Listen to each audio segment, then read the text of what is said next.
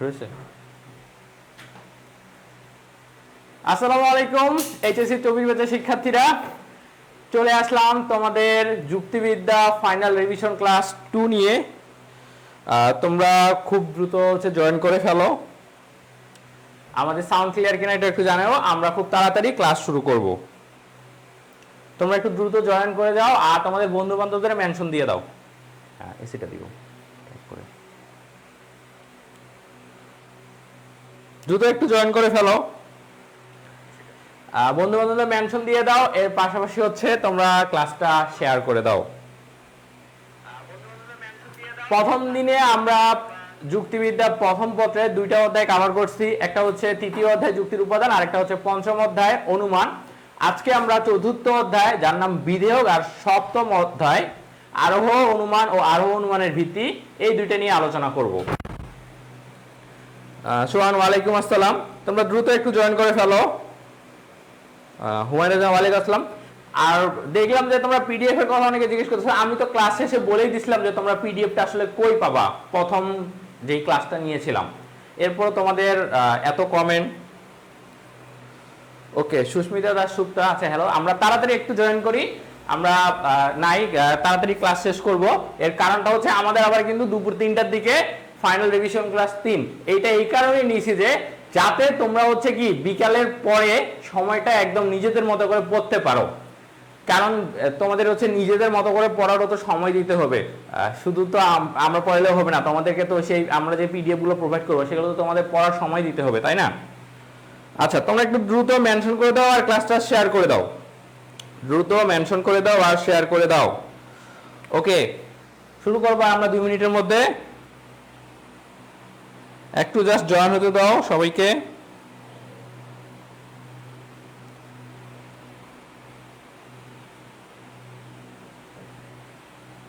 ওকে,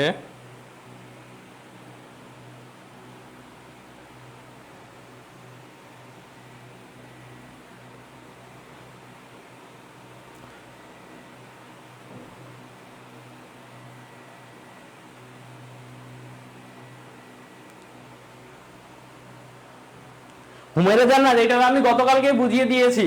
সৃজনশীল প্রশ্নের নিয়ম, কিভাবে উত্তর করবা, কি করবা, এটা তো আমি গতকালকে বুঝিয়ে দিয়েছি। আচ্ছা, তোমাদের এখন আরেকটা কথা বলি। হবে রে ভাই, ইসলামের ইতিহাস ক্লাস হবে। এখন কি তোমাদের ইসলামের ইতিহাস পরীক্ষা আসছে যে এখন তোমাদের পরীক্ষা, তোমাদের ক্লাস নিব সেটা আমরা? আমাকে বলো দেখি। ইসলামের ইতিহাস ক্লাস হবে, এখন কি তোমাদের ইসলামের ইতিহাস?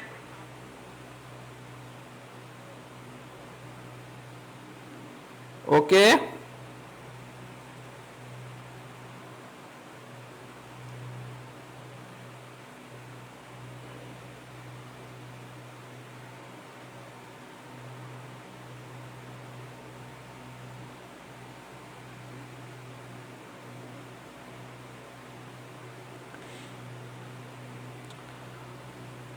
এই তোমরা কি ক্লাস করছিলে গতকালকে? যারা আজকে বলছো পিডিএফ কই, পিডিএফ কই, পিডিএফ কই পাবা, এটা আমি গতকালকে ক্লাসে শেষ সময় বলে দিয়েছি। ওটা একটু কষ্ট করে দেখে নিবা যে পিডিএফটা কই পাবা বলছি। সেখানে সবগুলো পিডিএফ পেয়ে যাবা, সেখানে সবগুলো পিডিএফ পেয়ে যাবা। চলো আমরা তাহলে ক্লাসটা শুরু করি।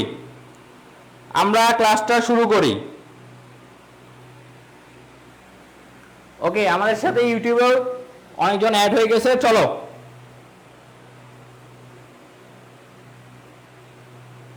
ওকে তাহলে চলো আমরা শুরু করি নাকি?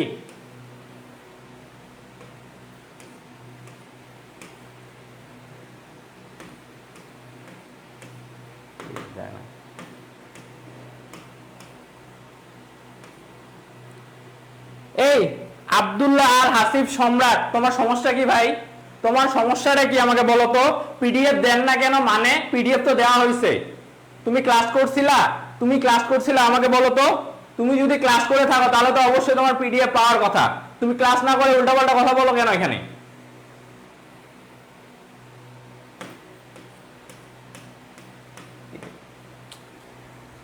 একটু দাঁড়াও, আমরা শুরু করব। সিএমকে ডাক দাও তো একটু তাড়াতাড়ি।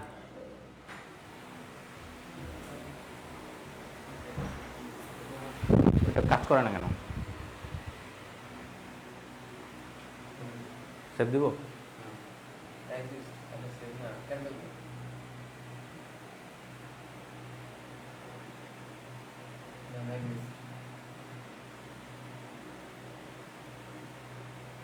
ওকে,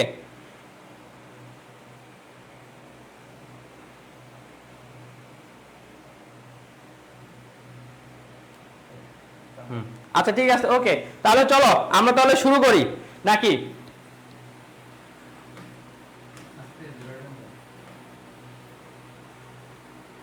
আবার কাজ করা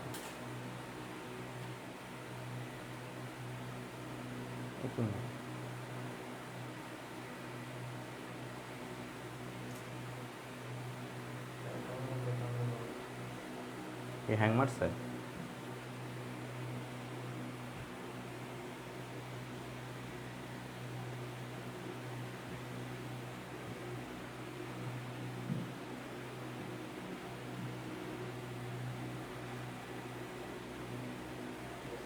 আচ্ছা দেখো, আমাদের আজকের হচ্ছে আলোচনার বিষয় চতুর্থ অধ্যায় বিধেয়, আর হচ্ছে কি চতুর্থ অধ্যায় বিধেয়, আর সপ্তম অধ্যায় হচ্ছে আরোহ অনুমান ও আরোহ অনুমানের ভিত্তি। এটা তো চলো আমরা ফার্স্টে কি করছিলাম, আমি তোমাদের একটা জিনিস বলে রাখি, সেটা হচ্ছে যুক্তিবিদ্যার ক্ষেত্রে তোমার সব থেকে বেশি ইম্পর্টেন্ট যে ব্যাপারটা সেটা হচ্ছে কি জানো তোমাদের, আমি তো বলছি, আমি অ্যানসারের কথা বলছিলাম না? তো দেখো এখন অ্যানসারের ক্ষেত্রে তোমরা হচ্ছে কি করবা, অ্যানসারের ক্ষেত্রে তোমরা এই যে ক নাম্বার যে প্রশ্নটা থাকে না, এই ক নাম্বার প্রশ্নের অ্যানসারে কি করবা জানো? আমি বারবার বলছি, যুক্তিবিদ্যায় মার্কস পাওয়ার ট্রিক্স হচ্ছে সংজ্ঞা প্লাস হচ্ছে তোমার কি উদাহরণ। তুমি যত বেশি উদাহরণ দিয়ে বুঝাইতে পারবা তোমার মার্কস তত বেশি বাড়বে। তুমি যত বেশি উদাহরণ দিতে পারবা তোমার মার্কস তত বেশি বাড়বে। ব্যাপারটা কেমন আমি তোমাকে বলি, দেখো তোমার হচ্ছে ক নাম্বার প্রশ্ন দিছে, ক নাম্বার প্রশ্ন জাস্ট কি সংজ্ঞা দিলেও হয়, ঠিক আছে, কিন্তু তুমি যদি সংজ্ঞার সাথে যদি একটা যদি উদাহরণ দিতে পারো তাহলে যিনি হচ্ছে তোমার হচ্ছে খাতাটা কাটবে উনি হচ্ছে তোমার উপরে অনেক বেশি স্যাটিসফাইড হবে। আবার যুক্তিবিদ্যার ক্ষেত্রে কি করবা, দেখো উদ্দীপকে তো একটা থাকবেই, ধরো তোমার কি থাকবে, তোমার দেওয়াই থাকবে যে এইটার সাথে কোনটার মিল আছে ওইটা তো লিখবা। এর পাশাপাশি তুমি যেটা ধরো তুমি উপলক্ষণের সংজ্ঞা লিখছো, উদ্দীপকে যেটা লিখে আছে সেটা বাদ দিয়ে তুমি যদি আগে উপলক্ষের সংজ্ঞা দেওয়ার পরে একটা যদি উদাহরণ দিতে পারো তাহলে সেটা তোমার জন্য অনেক বেশি ইফেক্টিভ হবে। ওকে, তো যুক্তিবিদ্যার ক্ষেত্রে এই জিনিসটা মাথায় রাখবা। আমি তোমাদের যে সংজ্ঞাগুলো যে দিয়েছি না, অধ্যায়ে দেখবা যে পিডিএফ এর পরে যে গুরুত্বপূর্ণ সংজ্ঞা দেওয়া আছে সেখানে দেখবা যেগুলো আসলে উদাহরণ দেওয়া যায় সেগুলোর উদাহরণ দেওয়া আছে।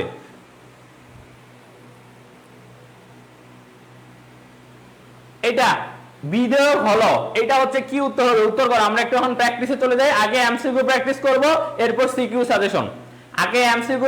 এরপর সিকিউ সাজেশন আমি সব পড়াই দিব। ওকে, আকাশ ইসলাম বলছে শেয়ার ডান, তোমরা একটু জয়েন করে ফেলো।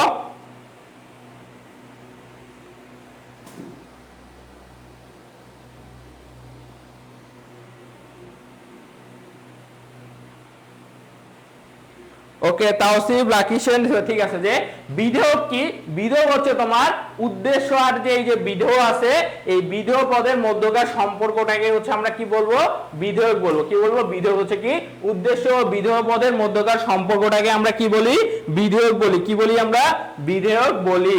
আচ্ছা, এটা আশা করি এটা আমরা সবাই জানি। এরপরটা যে বলছে যে সকল দার্শনিক হয় জ্ঞানী, এই যুক্তি বাক্যটি দিয়ে বিধেয়ক আসলে কি। তো আমরা একটু আগে দেখলাম যে বিধেয়ক হচ্ছে ব্যাপারটা কি, যে উদ্দেশ্য পদের সাথে কি বিধেয় পদের যে সম্পর্ক তাকে কি বিধেয়ক বলে। তার মানে বিধেয়ক কি, বিধেয়ক একটা কিন্তু সম্পর্ক, একটা কি বোঝায়, সম্পর্ক বোঝায়। আচ্ছা, এটা হচ্ছে কি, এটা হবে তোমার উত্তর যে এখানে যে উদ্দেশ্য পদ আছে দার্শনিক আর এই যে বিধেয় পদ আছে জ্ঞানী, এই পদের মধ্যকার সম্পর্কটাই হচ্ছে কি আমার বিধেয়ক। এখানে হচ্ছে কি দার্শনিক আর জ্ঞানী পদের মধ্যকার যে সম্পর্ক আছে এই সম্পর্কটাই হচ্ছে কি, সম্পর্কটাই হচ্ছে তোমার বিধেয়ক। সম্পর্কটাই হচ্ছে কি আমার বিধেয়ক। ওকে, আচ্ছা এরপরে যেটা আছে সেটা হচ্ছে তোমার যে কে সর্বপ্রথম উদ্দেশ্য আর এই বিধেয়ের মধ্যকার যে সম্পর্ক বিধেয়ক আছে এটা প্রকাশ করছে কে বলতো সর্বপ্রথম? এটা কে করছে বলতো? এটা করছে কে? এটা করছে ভদ্রলোকের নাম হচ্ছে কে অ্যারিস্টটল। কে হবে? অ্যারিস্টটল। কে করছে? অ্যারিস্টটল সর্বপ্রথম উদ্দেশ্য ও বিধেয়ের মধ্যকার সম্পর্ককে বিধেয়ক নামে প্রকাশ করেছে। কে করেছে এটা? অ্যারিস্টটল। আচ্ছা এরপরে এরপর বলছে অ্যারিস্টটলের মতে বিধেয়ক কত প্রকার। দেখো এটা একটু খেয়াল রাখবা, যদি এখানে বলে মতটা কার, যদি বলে অ্যারিস্টটলের মতে বিধেয়ক কত প্রকার, এটা যদি পরীক্ষায় আসে তাহলে কি উত্তর করবা? তাহলে উত্তর করবা 4 প্রকার বিধেয়ক। যদি পরীক্ষায় দেয় যে অ্যারিস্টটলের মতে, এটা যদি উল্লেখ করে দেয় তাহলে তুমি বিধেয়ক উত্তর করবা কত প্রকার? 4 প্রকার। কত প্রকার? 4 প্রকার। অ্যারিস্টটলের মতে বিধেয়ক আমার কত প্রকার? 4 প্রকার।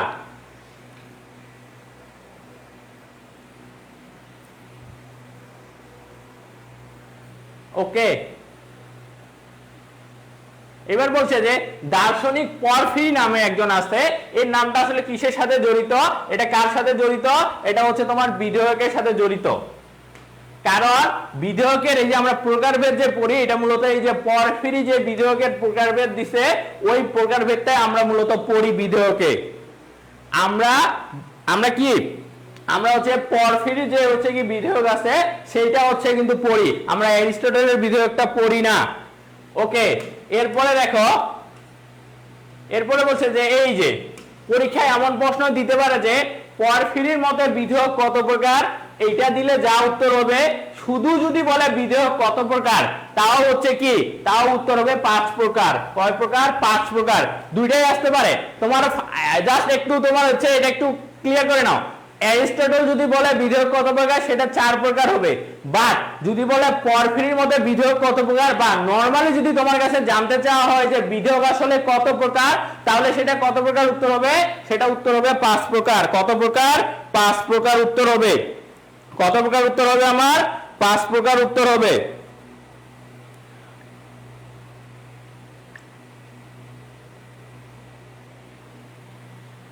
এটা আশা করি ক্লিয়ার করতে পারছি। হ্যাঁ, এই যে ইমন লিখে ফেলছে অ্যারিস্টটল 4 প্রকার, পরফিরি বা সাধারণভাবেও যদি জিজ্ঞেস করে বিধেয়ক কত প্রকার, উত্তর হবে কত প্রকার? 5 প্রকার। কত?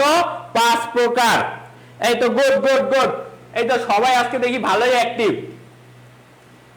এইবার বলো তো বিধেয়ক যে 5 প্রকার বললাম বিধেয়কে অন্তর্ভুক্ত হচ্ছে, তো 5 প্রকার যে বিধেয়ক আছে সেই 5 প্রকার বিধেয়ক হচ্ছে একটা জাতি, একটা হচ্ছে আমার উপজাতি, একটা হচ্ছে লক্ষণ, এর আরেকটা নাম আছে, এর আরেকটা নাম হচ্ছে বিভেদক লক্ষণ। একে লক্ষণও বলে, বাকি বিভেদক লক্ষণও বলে। আর হচ্ছে কি উপলক্ষণ, আর একটা হচ্ছে অবান্তর লক্ষণ। তার মানে বিধেয়ক হচ্ছে কত প্রকার? 5 প্রকার। পরফিরির মতে বা নরমালি বিধেয়ক হচ্ছে 5 প্রকার। প্রথমটা হচ্ছে জাতি, পরেরটা উপজাতি, তারপরটা লক্ষণ বা বিভেদক লক্ষণ, তারপরটা উপলক্ষণ, লাস্টেরটা হচ্ছে অবান্তর লক্ষণ। কি হবে? অবান্তর লক্ষণ হবে। ওকে, এবার দেখো, এবার যে পরফিরি বিধেয়কের তালিকা থেকে আসলে কোনটাকে বাদ দিছে, অর্থাৎ প্রশ্নটা হচ্ছে কেমন জানো? প্রশ্নটা হচ্ছে তোমার ওই যে অ্যারিস্টটল যে সর্বপ্রথম বিধেয়কের শ্রেণীবিভাগ করছিল না, ওইখানে 4 প্রকার বলছিল বিধেয়কের কথা। তো পরফিরি তো পরে আসে, ওই 4 প্রকার যে আছে পরে কিন্তু আসে পরফিরি 5 প্রকার করছিল। তো অ্যারিস্টটল তার মধ্যে এমন একটা দিছিল যেটা হচ্ছে কি পরফিরি বাদ দিয়ে দিয়েছে, ওইটাই বলছে যে কোনটা বাদ দিয়ে দিছিল।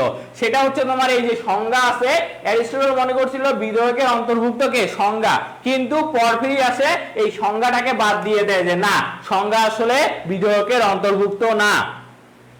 সংজ্ঞা কি আমার? সংজ্ঞা হচ্ছে কি? সংজ্ঞা হচ্ছে কি? সংজ্ঞা হচ্ছে তোমার বিধেয়কের তালিকা থেকে পরফিরিকে বাদ দিয়ে দিছে। ওকে, এই তো আজকে খুব অ্যাক্টিভ দেখতেছি তোমরা, গুড, এরকমই তো দরকার। এবার বলছে যে কোন যুক্তিবাক্যে বিধেয়ক থাকে? কোন যুক্তিবাক্যে বিধেয়ক থাকে? এই তাড়াতাড়ি, কোন যুক্তিবাক্যে বিধেয়ক থাকে এটা উত্তর করো। কোন যুক্তিবাক্যে বিধেয়ক থাকে? আচ্ছা এইখানে একটা কথা বলি, এটা একটা জাস্ট ট্রিক্স মনে রাখবা, কোন যুক্তিবাক্যে বিধেয়ক থাকে আর কোন যুক্তিবাক্যে বিধেয়ক থাকে না, এটা মনে রাখবা। এখন সম্পর্ক, বিধেয়ক মানে কি? সম্পর্ক। বলো তো বিধেয়ক মানে কি? সম্পর্ক।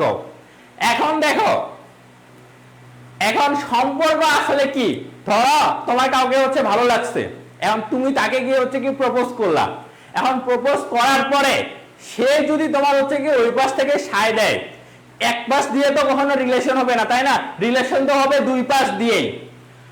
তো তোমার যদি সে যদি সায় দেয়, সায় দিলে কি তাহলে কি হবে, সায় মানে কি সারা দেয় যদি, না ঠিক আছে তুমি গিয়ে বলছো যে আমি তোমাকে হচ্ছে কি ভালোবাসি, সেও বলছে আমি তোমাকে ভালোবাসি, দুই পাশে যখন হচ্ছে কি দুই পাশ থেকে যখন একটা কি পজিটিভ একটা যখন সাইন আসবে, তখন কি, তখন সেটাতে তাহলে কি তাদের মধ্যে সম্পর্ক গড়ে উঠবে না? তাহলে তো তাদের মধ্যে সম্পর্কটা গড়ে উঠবে।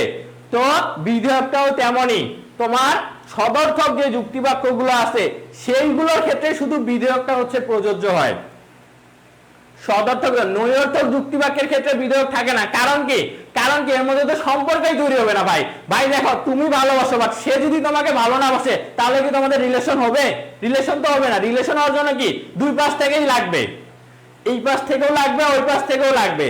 তো বিধেয়কটা হচ্ছে এমনই যে সদর্থক মানে কি, হ্যাঁ সায় দিছে সে, তার মানে কি এই যুক্তিবাক্যে বিধেয়ক থাকবে। বাট নৈরর্থকে তো সে তোমাকে রিজেক্ট করে দিছে, তো তোমাকে যদি রিজেক্ট করে দেয় তাহলে কি আর তোমার বলো তোমার কি রিলেশন হবে, সম্পর্ক হবে? হবে না। এইভাবে মনে রাখবা, এইভাবে মনে রাখবা বাস্তব উদাহরণ দিয়ে, বুঝছো কোন যুক্তিবাক্যে বিধেয়ক থাকে আর কোনটাতে থাকে না। এই যে বিধেয়ক থাকে না হচ্ছে, এটা কি উত্তর হবে তাহলে? নৈরর্থক যুক্তিবাক্যে আমার বিধেয়ক থাকে না।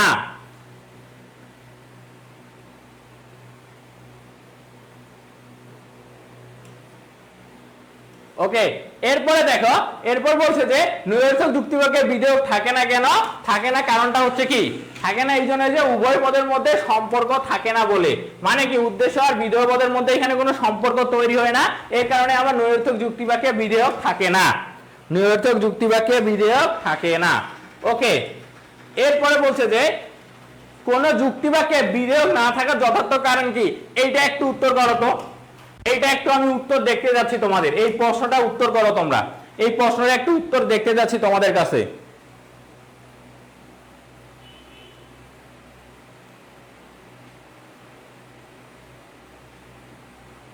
এই প্রশ্নটা একটু উত্তর দেখতে যাচ্ছি।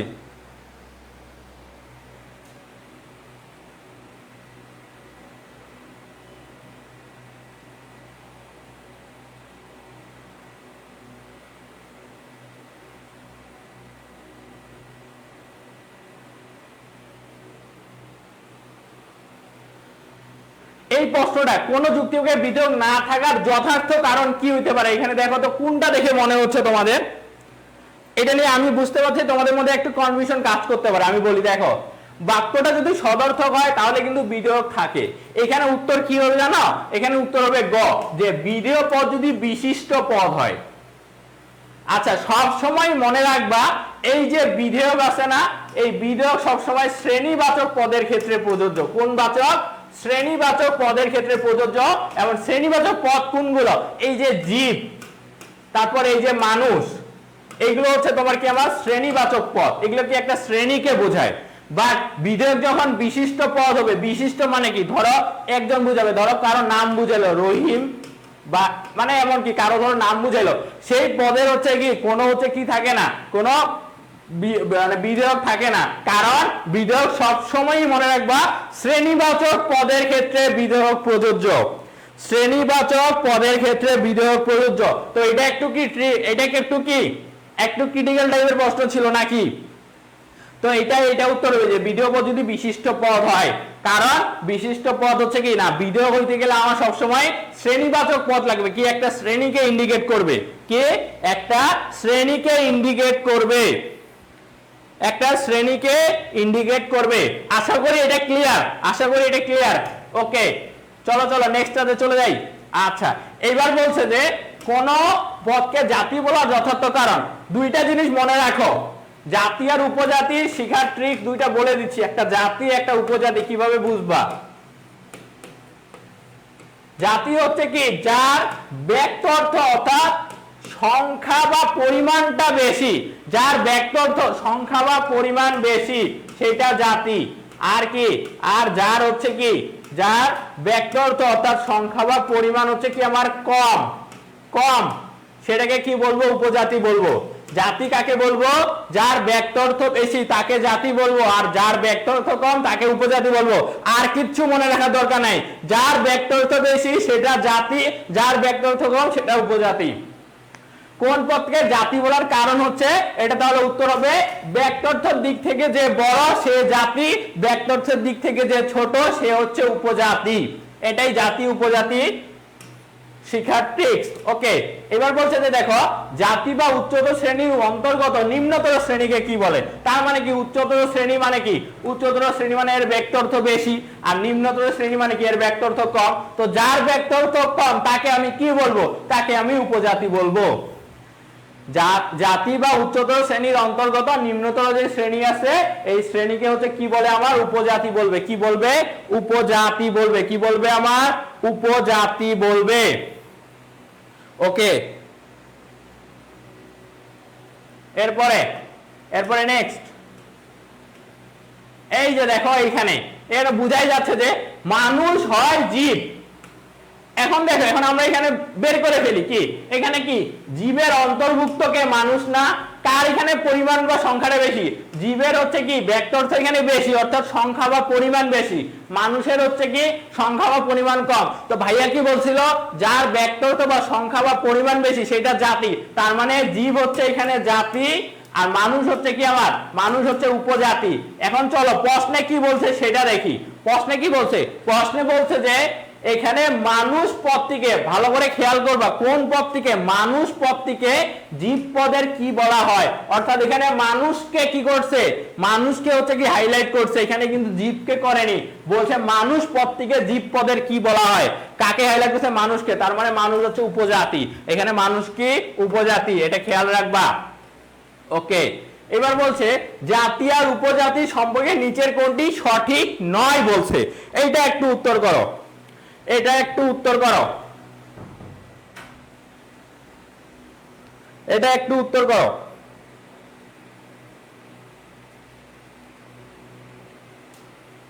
উত্তর করো।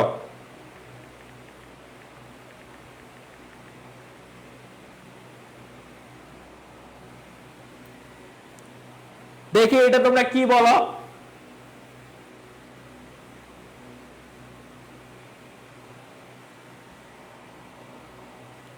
এই তো ইমন বলছে ঠিক আছে, জীব জাতি মানুষ উপজাতি। এইটা আমি বলি,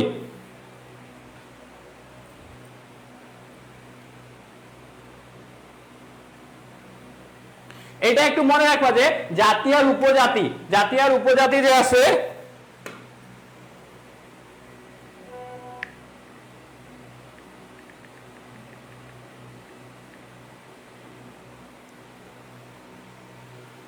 যে জাতি আর উপজাতি হচ্ছে একটা শ্রেণীবাচক পদ। হ্যাঁ, জাতি আর উপজাতি সবসময় শ্রেণীকে বোঝাবে, অর্থাৎ যে মানুষ জীব এগুলো যে আছে এগুলো হচ্ছে কি আমার? এগুলো হচ্ছে আমার শ্রেণীবাচক পদ। না, এটা ক হবে না। দেখো আমি বলি দাঁড়াও দাঁড়াও, নয় বলছে।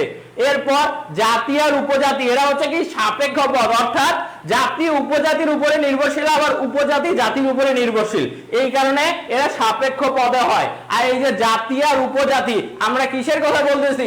যার সংখ্যাটা বেশি, যার পরিমাণটা বেশি, যার ব্যক্তার্থটা বেশি সেটা জাতি, আর যার সংখ্যা কম, যার হচ্ছে কি পরিমাণটা কম, যার ব্যক্তার্থ কম সেটা উপজাতি। তার মানে অবশ্যই এরাও ব্যক্তার্থযুক্ত পদ হবে। তার মানে জাতি আর উপজাতি শ্রেণীবাচক পদ হবে, সাপেক্ষ পদ হবে, আমার ব্যক্তার্থযুক্ত পদই হবে। তার মানে এখানে উত্তর হবে কোনটিই নয়। কি উত্তর হবে? কোনটিই নয়। কোনটিই নয় উত্তর হবে, এখানে কোনটিই নয় উত্তর হবে। এটা বুঝছো? কোনটিই নয় উত্তর হবে এটা। কেন? কারণ এই তিনটাই হচ্ছে কি ঠিক আছে, শ্রেণীবাচক পদ, সাপেক্ষ পদ, ব্যক্তার্থযুক্ত পদ। ওকে, এরপরে দেখো, এরপরে আচ্ছা, এরপর আরেকটা জিনিস চলে আসছে, সেটা হচ্ছে আমার বিভেদক লক্ষণ। বিভেদক লক্ষণ,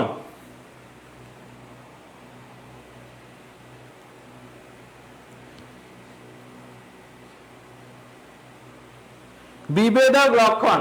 তো বিভেদক লক্ষণ জিনিসটা আসলে কি? দেখো, বিভেদক লক্ষণ প্রকৃতির ক্ষেত্রে কোনটি সঠিক নয় বলছে। কি বলছে? নয় বলছে। প্রশ্নগুলো খেয়াল করিও, নয় বলছে, নয় নয় বলছে। কি বলছে আমার? নয় বলছে। কি বলছে? নয় বলছে। তাহলে দেখো বিভেদক লক্ষণ কি করে জানো? বিভেদক লক্ষণের ক্ষেত্রে কি থাকে? একটা জাতি থাকে, এই জাতিটা আবার কি থাকে? উপজাতি থাকে, ওই উপজাতিগুলোর আবার সমজাতীয় উপজাতি থাকে। তো ওই যে সমজাতীয় উপজাতি আর ওই যে উপজাতি আছে না, ওই যে কোনো একটা উপজাতিকে তার সমজাতীয় অন্যান্য উপজাতি থেকে পৃথক করা হয়। ব্যাপারটা কেমন দেখো, জাতির অন্তর্ভুক্ত উপজাতিকে পৃথক করা। যেমন ব্যাপারটা আমি বলি কেমন দেখো, এখানে হচ্ছে কি থাকে, ধরলাম জীব, এটা কি? এটা আমরা জাতি দেখে আসছি, তো তার এর উপজাতি কি? মানুষ, তাই না? এটা কি আমার? এটা হচ্ছে উপজাতি। এখন মানুষের আবার সমজাতীয় উপজাতি আছে, অর্থাৎ এই যে জীবের অন্তর্ভুক্ত কারা? মানুষ আছে, তারপর কি আছে? যে গরু আছে, তারপর কি আছে? ছাগল আছে, তারপর কি আছে? তারপর ধরলাম ভেড়া আছে, এগুলো কি আমার সমজাতীয় উপজাতি। তো বলছে যে উপজাতিকে সমজাতীয় উপজাতি থেকে পৃথক করা। উপজাতিকে কি করে? সমজাতীয় উপজাতি থেকে আমাদের পৃথক করা। কিভাবে পৃথক করব দেখো, দেখো মানুষের কি আছে? মানুষের হচ্ছে কি? জীববৃত্তি আছে, আর কি আছে? আমার বুদ্ধিবৃত্তি আছে। আর গরু ছাগল হাঁস মুরগি এদের কি আছে? এদের শুধু আছে জীববৃত্তি। কারণ কি? কারণ এরা ক্ষুধা পাইলে খায়, তৃষ্ণা পাইলে পানি পান করে, ঘুমায়, এই কারণে এদের কি আছে? জীববৃত্তি আছে। আর মানুষের জীববৃত্তির সাথেও আরেকটা গুণ আছে, সেটা হচ্ছে কি? বুদ্ধিবৃত্তি। এটা হচ্ছে কি? মানুষের জাত্যার্থ। এই যে জাত্যার্থের অপরিহার্য অংশকে প্রকাশ করে, তার জাত্যার্থের অপরিহার্য অংশকে প্রকাশ করে। তো কোন গুণটার কারণে আসলে দেখো যে হচ্ছে কি আমরা মানুষকে তার অন্যান্য সমজাতীয় উপজাতি থেকে পৃথক করলাম? এই বুদ্ধিবৃত্তি গুণটার কারণে। এই বুদ্ধিবৃত্তি গুণটাই হচ্ছে মানুষের হচ্ছে কি? মানুষের বিভেদক লক্ষণ, বুদ্ধিবৃত্তি। তো এটা তিনটাই হবে, যে এই যে জাতির অন্তর্ভুক্ত উপজাতিকে পৃথক করে, উপজাতিকে সমজাতীয় উপজাতি থেকে পৃথক করে, আর জাত্যার্থের অপরিহার্য অংশকে প্রকাশ করে। এই ব্যাক্তত্বের সাথে রিলেটেড না, মনে রাখবা, এটা ব্যাক্তত্বের সাথে রিলেটেড না। বিভেদক লক্ষণ, বিভেদক লক্ষণ।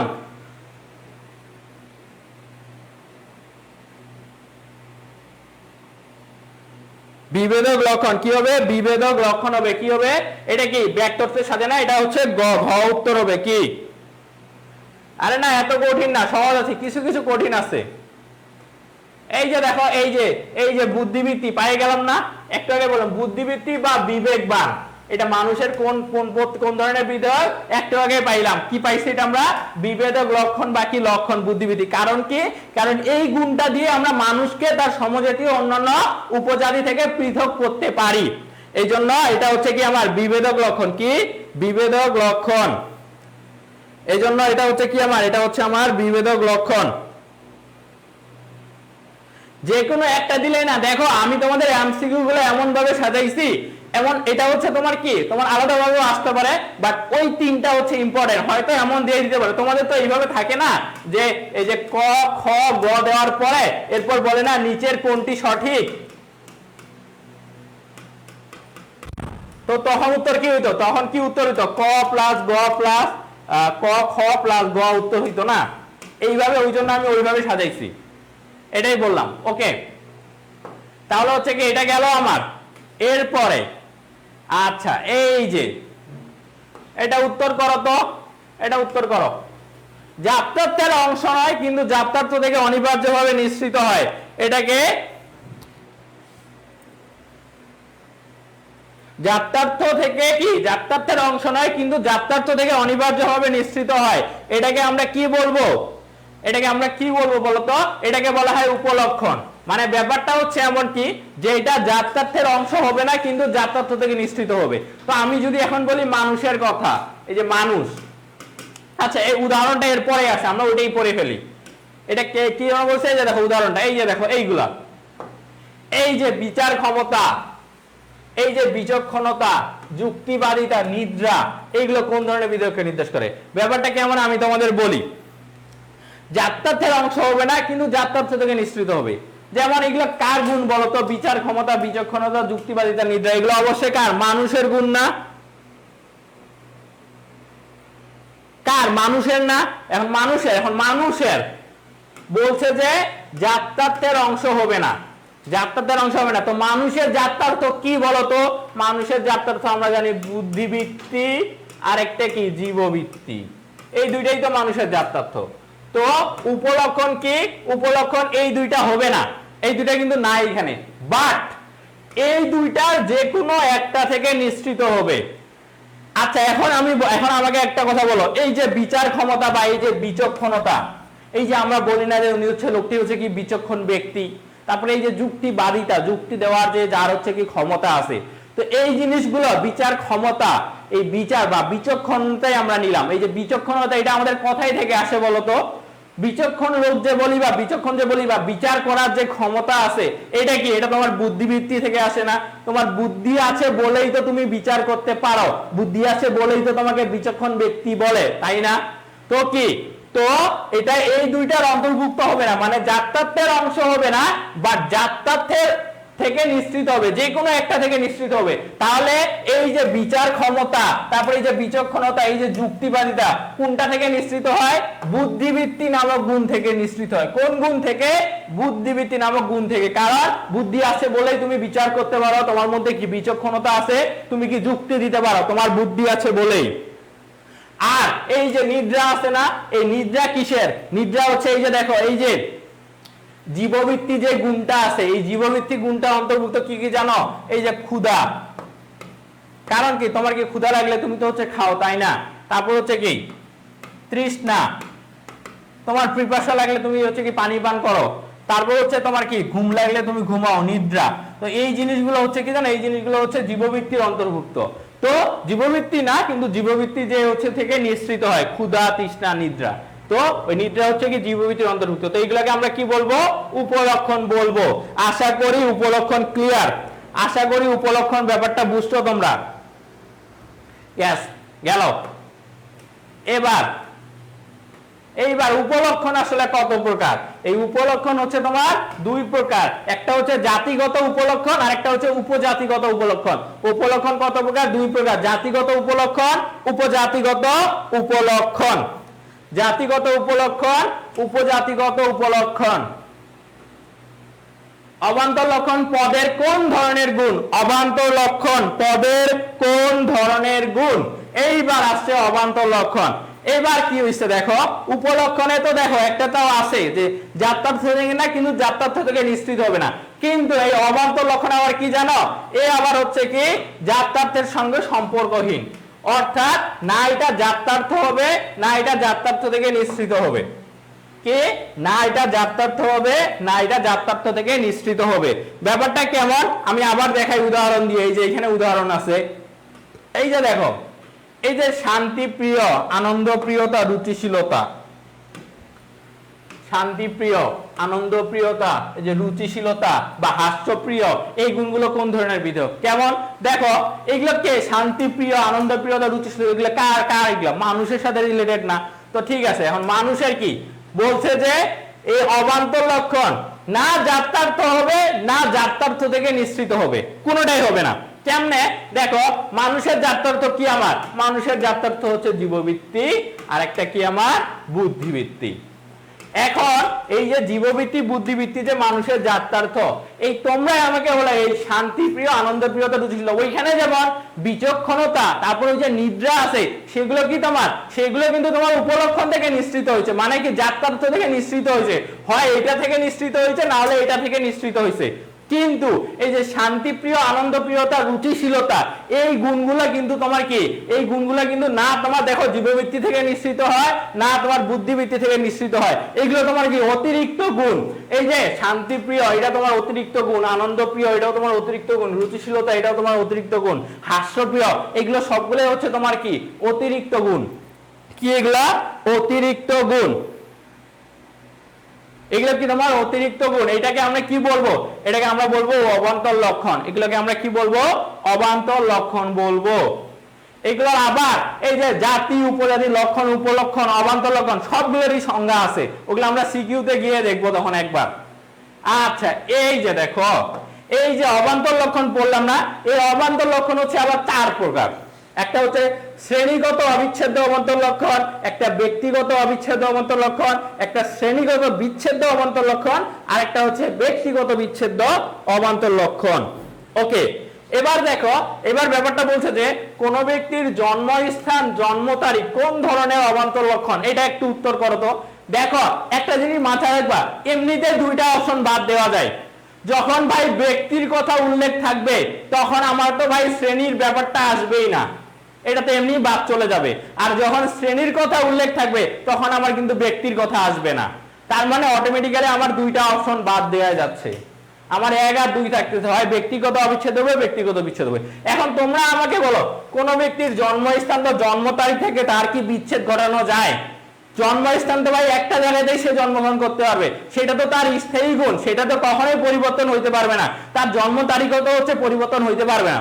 আর বর্তমানে যাই হোক, এই যে জন্ম নিবন্ধনে অনেক সময় ডেট চেঞ্জ করে, বাট সে যেই তারিখে জন্মগ্রহণ করছে সেটা তো ফিক্সড, সেটা তো পরিবর্তন করতে পারবে না, তাই না? যার কারণে তোমার কি এই ব্যক্তির জন্মস্থান জন্ম তারিখ হচ্ছে ব্যক্তিগত অবিচ্ছেদ্য, অর্থাৎ ব্যক্তি থেকে যার বিচ্ছেদ ঘটে না। অবিচ্ছেদ্য কথাটার মধ্যে মিনিং লুকায় আছে, অবিচ্ছেদ্য মানে কি বিচ্ছেদ ঘটবে না, বুঝছো? তো এটা কি হবে? ব্যক্তিগত অবিচ্ছেদ্য অবান্তর লক্ষণ হবে, ব্যক্তিগত অবিচ্ছেদ্য অবান্তর লক্ষণ হবে এটা। ওকে, এইবার দেখো, এবার বলছে যে শখ আছে, বাসস্থান আছে, তারপর কি আছে, পোশাক আছে, এগুলো কোন ধরনের অবান্তর লক্ষণ? তো এখানে তো কোনো আমার কি কোনো শ্রেণীর কথা উল্লেখ নাই, তাই না? তো এগুলো কি এই যে ব্যাপারগুলো আছে,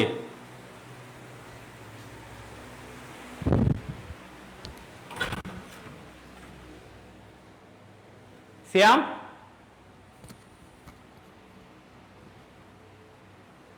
ওয়েট ওয়েট, আমরা ঠিক করতেছি। সিয়াম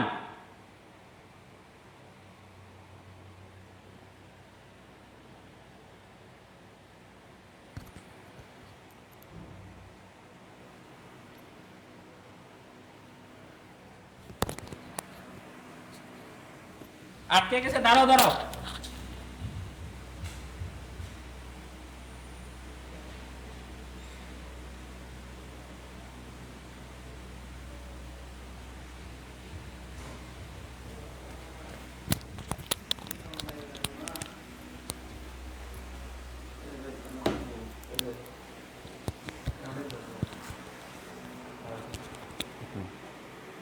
আচ্ছা দেখো ঠিক হয়ে গেছে, দেখো দেখো ঠিক হয়ে গেছে। ওকে, তাহলে কি হবে বলো? দেখো এই যে শখ আছে না, এই যে শখ,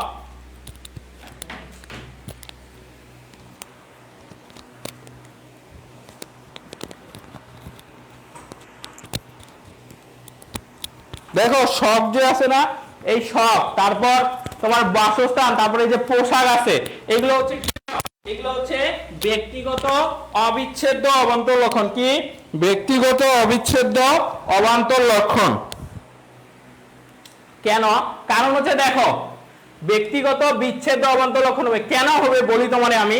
যে দেখো, যে শখ যে আছে না, আমাদের ছোটবেলায় কি ছিল? ছোটবেলায় তোমার শখ যখন বলতো তখন তোমার শখ ছিল গার্ডেনিং করা, এরপর একটু বড় হইলা তারপর কি, তারপর তোমার শখ হয়ে কি ডাক্তার ইঞ্জিনিয়ার হবা, এরপর আরেকটু বড় হইলা তারপর তোমার শখ হয়ে গেল কি বিসিএস ক্যাডার হবা। তো কি শখ পরিবর্তন হয়। বাসস্থান, ব্যক্তির কিন্তু বাসস্থানও পরিবর্তন হয়। ব্যক্তির পোশাক, সবসময় কি তুমি একটা পোশাকই পরো? তোমার হচ্ছে কি পোশাকের পছন্দ চেঞ্জ হয় না। তো এই যে ব্যক্তি থেকে যার যে বিচ্ছেদ ঘটে, এইটাই হচ্ছে কি, এটাই হচ্ছে ব্যক্তিগত বিচ্ছেদ অবান্তর লক্ষণ। এগুলো সবসময় এক থাকে না, এগুলো পরিবর্তিত হয়ে যায়। কি হয়ে যায়? পরিবর্তিত হয়ে যায়। এগুলা কি হয় আমার? পরিবর্তিত হয়ে যায়। এগুলাই হচ্ছে কি ব্যক্তিগত বিচ্ছেদ অবান্তর লক্ষণ। ওকে, এবার বলছে মানুষের ক্ষেত্রে দ্বিপদ হলো, মানুষের ক্ষেত্রে দ্বিপদ। এখন দেখো মানুষের কথা চলে আসছে, তো মানুষ মানে কি? মানুষ মানে হচ্ছে কি, আচ্ছা একজনের সব হচ্ছে কি বিয়ে করা, আচ্ছা ঠিক আছে। আচ্ছা দেখো, এখন বলছে মানুষ, মানুষ কি একটা বলতো? মানুষ একটা শ্রেণী, এখানে কিন্তু নাম বলেনি। তো মানুষ যদি একটা শ্রেণী হয় তাহলে আমার কি ক আর খ অপশন বাদ, তার মানে গ বা ঘ, হয় অবিচ্ছেদ্য হবে না হলে বিচ্ছেদ্য হবে। কি হবে? অবিচ্ছেদ্য হবে, না হলে কি হবে আমার? বিচ্ছেদ্য হবে। তো এখন কি, এখন বলছে যে দ্বিপদ। দ্বিপদ মানে কি জানো? দ্বিপদ মানে হচ্ছে কি দুই পা বিশিষ্ট।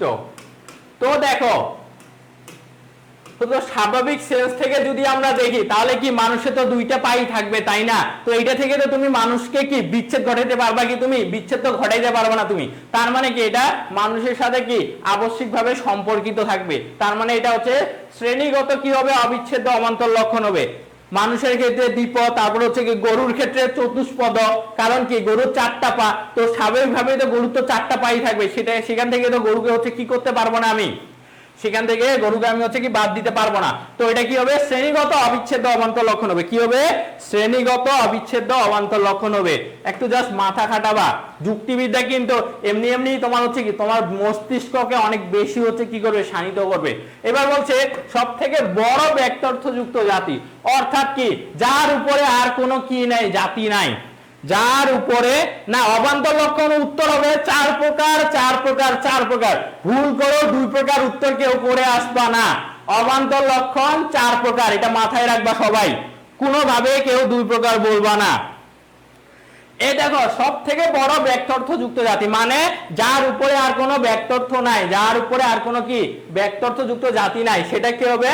সেটা হচ্ছে পরতম জাতি, মহাজাতি বলা হয় একে, বৃহত্তম জাতি বলা হয়, পরতম জাতি, মহাজাতি বলা হয়, যার উপরে আর কোনো কি নেই, জাতি নাই। ওকে, ঠিক আছে। এরপরে দেখো এই পরতম জাতিটা কোনটা জানো? এই পরতম জাতি হচ্ছে তোমার দ্রব্য। এই দ্রব্যর উপরে আর কোনো জাতি নেই, এটা ঠাড়া মুখস্থ করো, দ্রব্য পরতম জাতি। এটা পরীক্ষায় আসলে এটাই আসবে, বইয়ে এটাই পরীক্ষায়। কারণ কি ওই যে ভদ্রলোক পরফিরির কথা বলছি না, ওই পরফিরি এটা শ্রেণী বিভাগ করে গেছে, তো সবার উপরে উনি দ্রব্যকেই রাখছে, ওর উপরে আর কিছু নাই, ওর উপরে আর কিছু নাই। তো সব থেকে বড় পরতম জাতি হচ্ছে কি আমার? দ্রব্য। সব থেকে বড় হচ্ছে কি পরতম জাতি কি আমার? দ্রব্য, দ্রব্য, দ্রব্য। ওকে, এরপরে প্রশ্নটা দেখো। এরপরে প্রশ্ন হচ্ছে যে কোন উপজাতির সবচেয়ে নিকটের জাতিকে কি বলে? আচ্ছা দেখো, একটা উপজাতি বলছে, তো কে উপজাতি বলতো? এখানে হচ্ছে কি মানুষ উপজাতি ধরলাম, এর উপরে তাহলে কে থাকবে? এর উপরে থাকবে হচ্ছে কে? জীব থাকবে, তাই না? তারপর উপরে আরো আছে এইভাবে থাকবে, ধরলাম এখানে প্রাণী থাকবে। এর উপরে কি হাইয়েস্ট তো তোমার ধরো দ্রব্যই আছে। তো এখন বলছে যে একটা উপজাতির সবচেয়ে নিকটের যে জাতিটা থাকবে, অর্থাৎ মানুষের সবচেয়ে নিকটের জাতি হচ্ছে কি? মানুষের সবচেয়ে নিকটের জাতি হচ্ছে জীব। এটাকে বলা হয় আসন্নতম জাতি। কি বলা হয়? আসন্নতম জাতি বলা হয়। একটা উপজাতির সবচেয়ে নিকটের জাতিকে বলা হয় আসন্নতম বা নিকটতম হচ্ছে কি বলা হয়? জাতি বলা হয়। এই যে দেখো মানুষ একটা উপজাতি, এর আসন্নতম বা নিকটতম কি জাতি হচ্ছে কোনটা? জীব। কি জীব হবে? কি হবে? জীব হবে। এটাই সমস্যা নাই, গলা চলে যাবে না। তুমি যদি আমার এখানে যদি বলো যে দাঁড়াই থেকে 12 ঘন্টা টানা ক্লাস নিতে হবে, আমি 12 ঘন্টা টানা ক্লাস সেম এনার্জি দিয়ে নিতে পারবো, তো আমার সমস্যা নাই।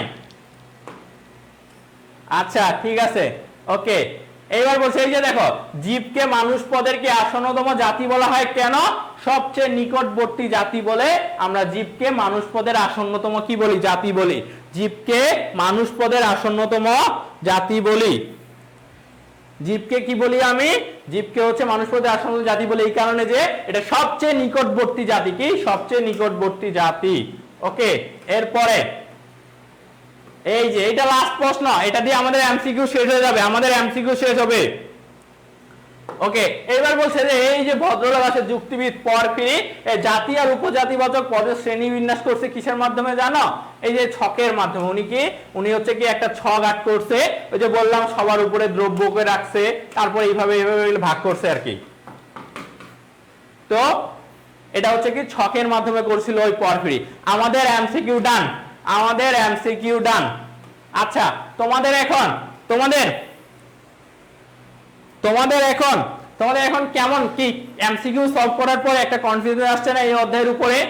আমি কিন্তু যা আছে ভাই বিশ্বাস করো, যা এমসিকিউ দিছি এখানে এর বাইরে ভাই এমসিকিউ আসবে না ভাই, এর বাইরে কোনো এমসিকিউ আসবে না। ঘুরে ফিরে দেখবা এগুলোই পরীক্ষায় আসছে, আমি সেভাবে এমসিকিউ গুলো সাজাইছি। এখন দেখো রিটেন সাজেশনে যাব, এখন রিটেন সাজেশনে চলে যাই। চতুর্থ অধ্যায় ভিডিওকে আমাদের কোন পার্টটার দিকে জোর দিতে লাগে আমার এখানে একটা সাজেশন আছে। এরপর না রে ভাই এগুলাইতে ভাই এনাফ ভাই, এখানে অনেক বেশি দিয়ে দিছি, এর বাইরে আর কি এমসিকিউ পড়বি তুই? আর পড়ার দরকার নাই। আর পড়ার দরকার নাই। এখন দেখো চতুর্থ অধ্যায় বিধেয়কে কোন কোন জায়গা থেকে প্রশ্ন আসতে পারে সেটা নিয়ে আলোচনা করি। প্রথমে হচ্ছে বিধেয়ক একটা, এটা খুবই খুবই কম ইম্পর্টেন্ট, ওই জন্য 1 স্টার দিছি। বিধেয়ক অথবা এটা 1 স্টার, এটা খুব বেশি ইম্পর্টেন্ট না। যে এটা সব থেকে বেশি কোনো না কোনো বোর্ডে মাস্ট আসবেই আসবেই আসবেই, সেটা হচ্ছে এটা জাতি আর উপজাতি, আর জাতি আর উপজাতির মধ্যকার সম্পর্ক। এটা আসবে কিসে জানো? এটা আসবে গ নাম্বারে, এটা আসবে ঘ নাম্বারে, এটা আসবে গতে, এটা আসবে ঘতে, ওটা আসবে কি দিয়ে দিব। দেখো আর এই জাতি উপজাতি আর জাতি উপজাতির মধ্যকার সম্পর্ক একটা গতে আসবে, একটা ঘতে আসবে। এটা যেহেতু খুবই ইম্পর্টেন্ট এবং কোনো না কোনো বোর্ডে আসবে, সেই কারণে এটার উত্তর আমি একদম দিয়া দিছি ভাই, একদম সব বাংলা ভাষায় একদম লেখা দিছি সব, আমি দেখাচ্ছি একটু পরে। এটা একটা খুবই ইম্পর্টেন্ট। আর আরেকটা ইম্পর্টেন্ট হচ্ছে কোনটা জানো? আরেকটা ইম্পর্টেন্ট হচ্ছে তোমার এই তিনটা যে আছে, এই তিনটার মধ্যে সব থেকে বেশি ইম্পর্টেন্ট হচ্ছে এই অবান্তর লক্ষণের শ্রেণী বিভাগ বা প্রকারভেদ। এখানে দেখো বিভেদক লক্ষণও পড়বা, কারণ আসতে পারে, দিয়ে দিতে পারে, আবার উপলক্ষণ আসতে পারে। তবে সব থেকে বেশি আসে এই দুইটা, উপলক্ষণ আর অবান্তর লক্ষণ। যদি আসে বলা যায় না, বিভেদক লক্ষণ দিয়েও দিতে পারে। আর অবান্তর লক্ষণের মধ্যে তোমার প্রকারভেদ অবশ্যই আসে। সেইখানে দেখি যে ব্যক্তিগত অবিচ্ছেদ্য আর ব্যক্তিগত বিচ্ছেদ্য অবান্তর লক্ষণকে বেশি ফোকাস করে।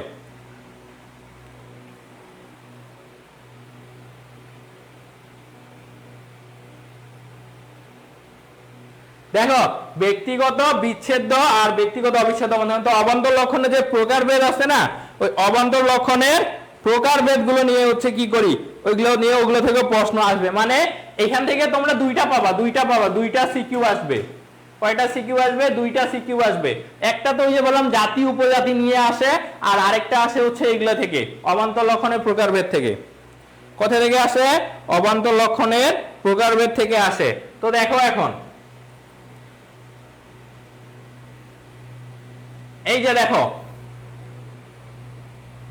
এইখানে একটা জিনিস দেখো, এইখানে আমি কি করছি, এখানে দেখো তোমাদের যে বললাম যেগুলো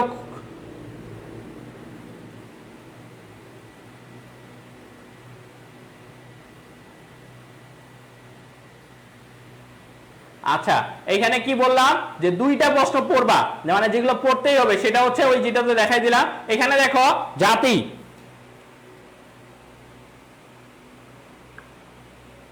ওইটা একটু দাঁড়াও, জাতির সংজ্ঞা আমি এখানে দিয়ে দিয়েছি, এক্সাম্পল দিয়ে দিছি। দেখো জাতির সংজ্ঞা দিছি প্লাস হচ্ছে কি দিছি, এক্সাম্পল দিছি। জাতির সংজ্ঞা দিছি, এক্সাম্পল দিছি, জাতির সংজ্ঞা দিছি। দুইটা আসবে, দুইটা সিকিউ আসবে।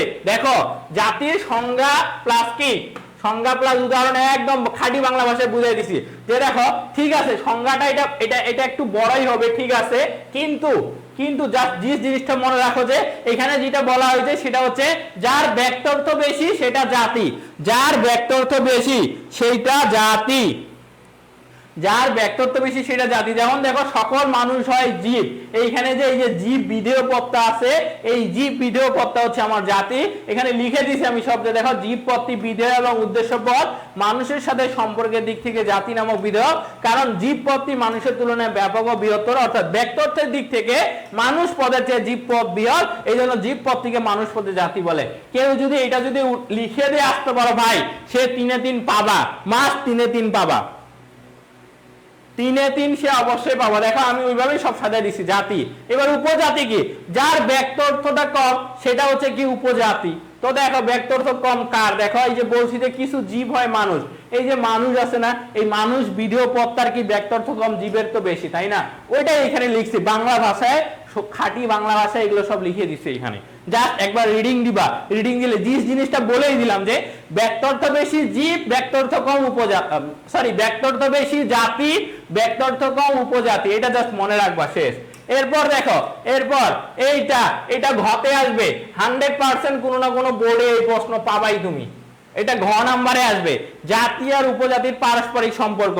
এমন ভাবে সব উত্তর মানে খাঁটি বাংলা ভাষায় লেখা দিছি ভাই, এখানে এইগুলা যদি লিখে দিয়ে আসতে পারো বেস্ট অ্যান্সার এখানেই ভাই, এখানেই দেওয়া আছে। এই জন্য আমি পিডিএফটা ওইভাবে সাজাইছি তোমাদের জন্য।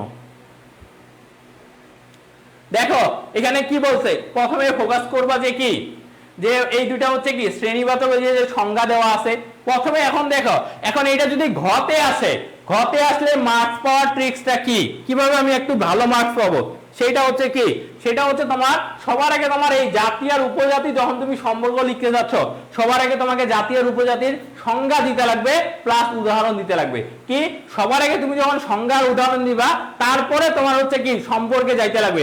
ডিরেক্ট সম্পর্কে চলে গেলে মার্কস কম পাবা, বাট আগে যদি তুমি সংজ্ঞা প্লাস উদাহরণ দিয়ে বুঝাই দাও, ওই জিনিসটা যদি ক্লিয়ার করে দাও, তারপর যদি তুমি সম্পর্কে যাও, তখন তুমি মার্কস কি পাবা, বেশি পাবা। ওকে, এবার দেখো এখানে সব লেখা আছে, সবই বুঝবা। এরপরে বিভেদক লক্ষণ তো আমি বুঝাইলামই, একেবারে সব লেখা আছে। উপলক্ষণ আমি বুঝাইছি, উপলক্ষণও লেখা আছে, এখানে দেখো সবই লেখা আছে। অবান্তর লক্ষণ দেখো এখানে লেখা আছে সব, কোনটাকে অবান্তর লক্ষণ বলতেছে। এরপরে দেখো অবান্তর লক্ষণের যে শ্রেণী বিভাগটা আছে, কি আছে অবান্তর লক্ষণের শ্রেণী বিভাগ, সেটা হচ্ছে কি এই 4টা শ্রেণী বিভাগ আছে।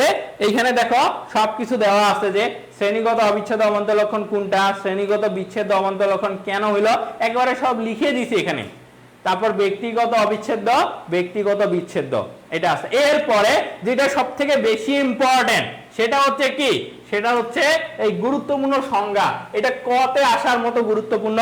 তো আমি বারবার বলছি তোমাদের, তোমরা যদি লিখো ঠিক আছে, সংজ্ঞা দিবা ঠিক আছে, তুমি একে এক পাবা, বাট তুমি যদি সংজ্ঞার সাথে যদি একটা যদি উদাহরণ দিয়ে দিতে পারো ভাই, বিশ্বাস করো ওই স্যার যে তোমার উপর বা ওই ম্যাডাম যে তোমার উপর কি পরিমাণে খুশি হবে, এটা বলার মতো না। তোমার কি অন্যদের থেকে তোমার ডিফারেন্সটা এইখানে এই জায়গায় হবে, যে ক নাম্বার প্রশ্নেও যে সংজ্ঞার সাথে উদাহরণ ব্যবহার করতে পারবে, ঠিক আছে, যে সংজ্ঞা লিখবে সেও এক পাবে, যে সংজ্ঞা প্লাস উদাহরণ লিখবে সেও এক পাবে, বাট যে ইমপ্রেশনটা পড়বে, যে সংজ্ঞাটা লিখবে সাথে উদাহরণটা লিখবে, তার উপর ওই টিচারের ইমপ্রেশন বেশি পাবে। এবং আমি চ্যালেঞ্জ করে বলতে পারি ওই স্টুডেন্টটা একটু হলেও বেশি মার্কস পাবে, একটু হলেও বেশি মার্কস পাবে। ওকে, এবার এবার দেখো আমার এখানে সংজ্ঞা দেওয়া আছে ভাই, সবই এগুলো জাস্ট পড়ে যাবা, আশা করি এগুলো থেকে আসবে। ওকে, এবার এটা কোনটা অধ্যায় দেখো তো, আরোহ অনুমান ও আরোহ অনুমানের ভিত্তি, এটা কোন অধ্যায়, এটা হচ্ছে আমার সপ্তম অধ্যায়। কোন অধ্যায়, সপ্তম অধ্যায় হচ্ছে কি আরোহ অনুমান আর কি আরোহ অনুমানের ভিত্তি। ওকে, চলো এটাতে শুরু করি তাহলে। 1 মিনিট ব্রেক দিব নাকি, 1 মিনিট ব্রেক দিব, 1 মিনিট ব্রেক দিব। এবার সপ্তম অধ্যায় আমরা একটা অধ্যায় শেষ করে ফেলছি ভাই। শুনো, ব্যাপার হচ্ছে কি আমি এমসিকিউ যখন তোমাদের পড়াচ্ছি না, তখনই হচ্ছে ওগুলো পড়াই দিচ্ছি, সিকিউ এর পড়াগুলো। দেখো এমসিকিউ যখন পড়ছিলাম তখন আমরা বিভেদক লক্ষণ পড়ছি, আমরা হচ্ছে কি উপলক্ষণ পড়ছি, আমরা অবান্তর লক্ষণ পড়ছি, তো ওই ব্যক্তিগত বিচ্ছেদ অবিচ্ছেদ ওইখানেই পড়ছি। তো এইখানে পরে জাস্ট হচ্ছে এগুলো আমি জাস্ট বুঝাই দিছি, তোমরা বাবা আচ্ছা ঠিক আছে। আচ্ছা তাহলে আমি একটু পানি খেয়ে নিই নাকি।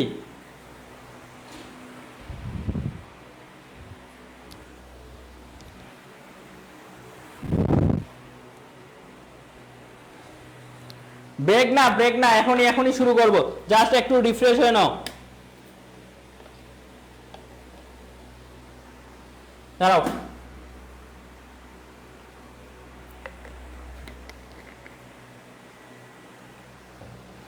নাও শুরু করি। আমরা 12টার মধ্যে শেষ করব, এরপর কিন্তু দুপুর 3টায় আবার ক্লাস আছে। সেখানে কি পড়ানো হবে, প্রথম অধ্যায় আর ষষ্ঠ অধ্যায় পড়ানো হবে। দেন আমাদের শেষ হয়ে যাবে, তোমাদের বিকালের মধ্যে আমি ছেড়ে দিব, তারপর রাত 10টার দিকে একটা স্পেশাল এমসিকিউ এক্সাম দিবা, স্পেশাল এমসিকিউ এক্সাম। এরপর কি স্পেশাল এমসিকিউ এক্সাম দিবা, এরপর কি এরপর ঘুমায় পড়বা, ঘুমায় পড়ে কালকে সকালে গিয়ে সুন্দরভাবে পরীক্ষা দিবা। ওকে, তাহলে প্রথমটা উত্তর করো তো, কোনটি সঠিক নয় আরোহ অনুমানের ক্ষেত্রে।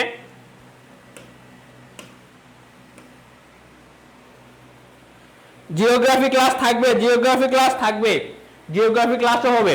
ওকে,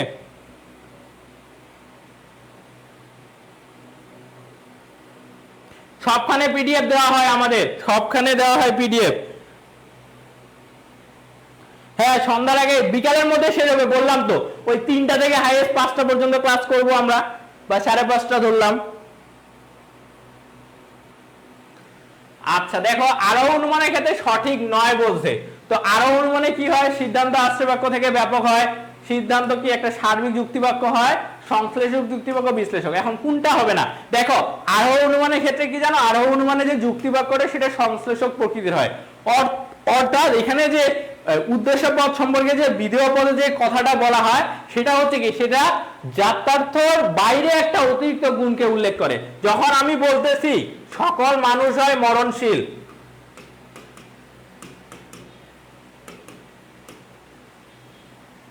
সকল মানুষ হয় মরণশীল যখন আমি বলি, তখন কি হয়, এই যে মানুষের যাত্রার্থ কি, জীববৃত্তি, বুদ্ধিবৃত্তি। তো এইটা হচ্ছে কি মানুষের যাত্রার্থ, এই যাত্রার্থের বাইরে অতিরিক্ত আরেকটা গুণ উল্লেখ করে, সেটা হচ্ছে কি এখানে মরণশীল হচ্ছে অতিরিক্ত আরেকটা গুণ। যখনই অতিরিক্ত গুণ উল্লেখ করবে তখনই সেটা হয়ে যাবে সংশ্লেষক। আর যদি জীববৃত্তি বা বুদ্ধিবৃত্তি উল্লেখ করে তাহলে সেটা হবে বিশ্লেষক। তো আরো কি করে, আরোটা হচ্ছে সংশ্লেষক প্রকৃতির, এটা বিশ্লেষক হবে না, এই কারণে এটা ভুল, ঘ নাম্বার হবে না, বাকিটা হবে, ঘ নাম্বার হবে না। এরপরে দেখো, এরপরে বলছে যে আরোহ অনুমানের লক্ষ্য কি। এই আরোহ অনুমান জানো কি, এই যে দেখো তুমি যে বলতেছো রহিময় মরণশীল, করিময় মরণশীল, যদু হয় মরণশীল, এগুলো কি তোমার, এগুলো সবগুলো হচ্ছে কি তোমার অভিজ্ঞতা থেকে প্রাপ্ত, তুমি তোমার বাস্তব জীবনে দেখছো এদেরকে মরতে, এই কারণে কিন্তু আমরা বলি যে সকল মানুষ হয় মরণশীল। তো এগুলো আমাদের কি বাস্তব অভিজ্ঞতার উপরে নির্ভরশীল। তো এই যে বাস্তব অভিজ্ঞতার উপরে নির্ভরশীল, তো এটা হচ্ছে কি একটা বস্তুগত সত্য, অর্থাৎ কি বস্তুগত সত্য হচ্ছে বাস্তব অভিজ্ঞতার সাথে রিলেটেড। আর আকারগতটা কি জানো, আকারগতটা হচ্ছে যে এই যে তুমি যে যুক্তিগুলো লিখলা বা যুক্তি বাক্যগুলো লিখলা, এগুলো তোমার কি আকারটা মেনে মানে নিয়ম মেনে নিশ্চিত হয়েছে কিনা। তো আরোহ অনুমান কি করে, এই দুইটা নিয়েই কাজ করে, আকারগত সত্যতা নিয়েও কাজ করে, আবার বস্তুগত সত্যতা নিয়েও কাজ করে। কে, আরোহ অনুমান দুইটা নিয়েই কাজ করে, আকারগত সত্যতা আর কি বস্তুগত সত্যতা নিয়ে কাজ করে। আচ্ছা, এরপর বলছে যে আরোহের স্তর। আচ্ছা, এই যে আরোহ অনুমান আছে না, আরোহ অনুমানের ক্ষেত্রে সিদ্ধান্ত যখন আমরা গ্রহণ করতে যাব তখন অনেকগুলো স্তর অতিক্রম করতে হয়, অনেকগুলো স্তর অতিক্রম করতে হয়। তো এই স্তরগুলোর মধ্যে কোনটা স্তর নয় বলছে। তো দেখো, আরোহ অনুমানের একটা স্তর বিশ্লেষণ, একটা স্তর হচ্ছে শ্রেণীকরণ, আর একটা স্তর হচ্ছে সিদ্ধান্ত গ্রহণ। আরোহ সমন্বয় হচ্ছে আরোহের স্তর 9। এই তিনটা বেশি ইম্পর্টেন্ট, স্তর আছে অনেকগুলো, 9টার মতো স্তর আছে, তার মধ্যে এই তিনটা স্তর একটু দেখিও, বিশ্লেষণ, শ্রেণীকরণ, সিদ্ধান্ত গ্রহণ, আরেকটা আছে এরপরে, এটা আমরা পড়বো, এটা হচ্ছে অপনয়ন। এই যে অপনয়ন অর্থ কি, অপনয়ন অর্থ কি দেখো,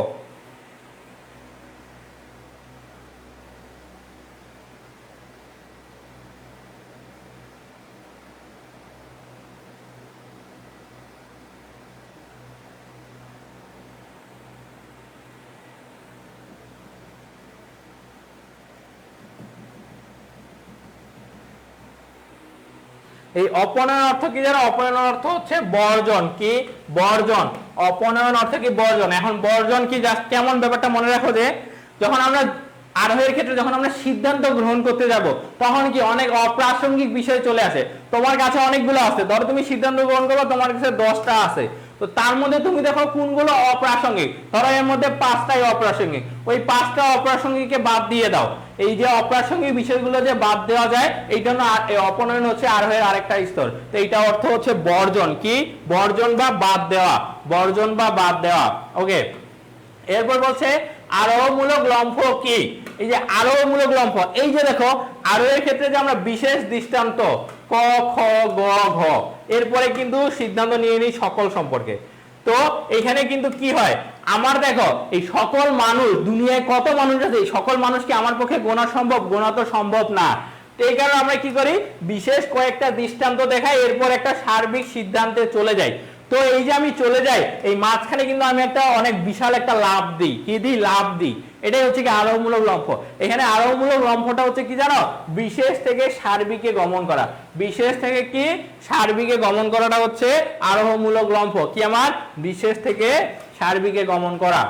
ওকে, এবার বলছে যে আরোহ অনুমানে প্রাণ বা অন্তঃসার হচ্ছে কোনটা। দেখো এই যে আমি যে মাত্র কয়টা 5-6টা দৃষ্টান্ত দেখায় যে একটা সার্বিক সিদ্ধান্ত নিয়ে ফেলি, তো কি এখানে আমাকে এই যে লম্ফ দি লাভ দি এইটা যদি আমি দিতে না পারতাম তাহলে কি আমি আরোহের সিদ্ধান্ত কোনোদিনও নিতে পারতাম?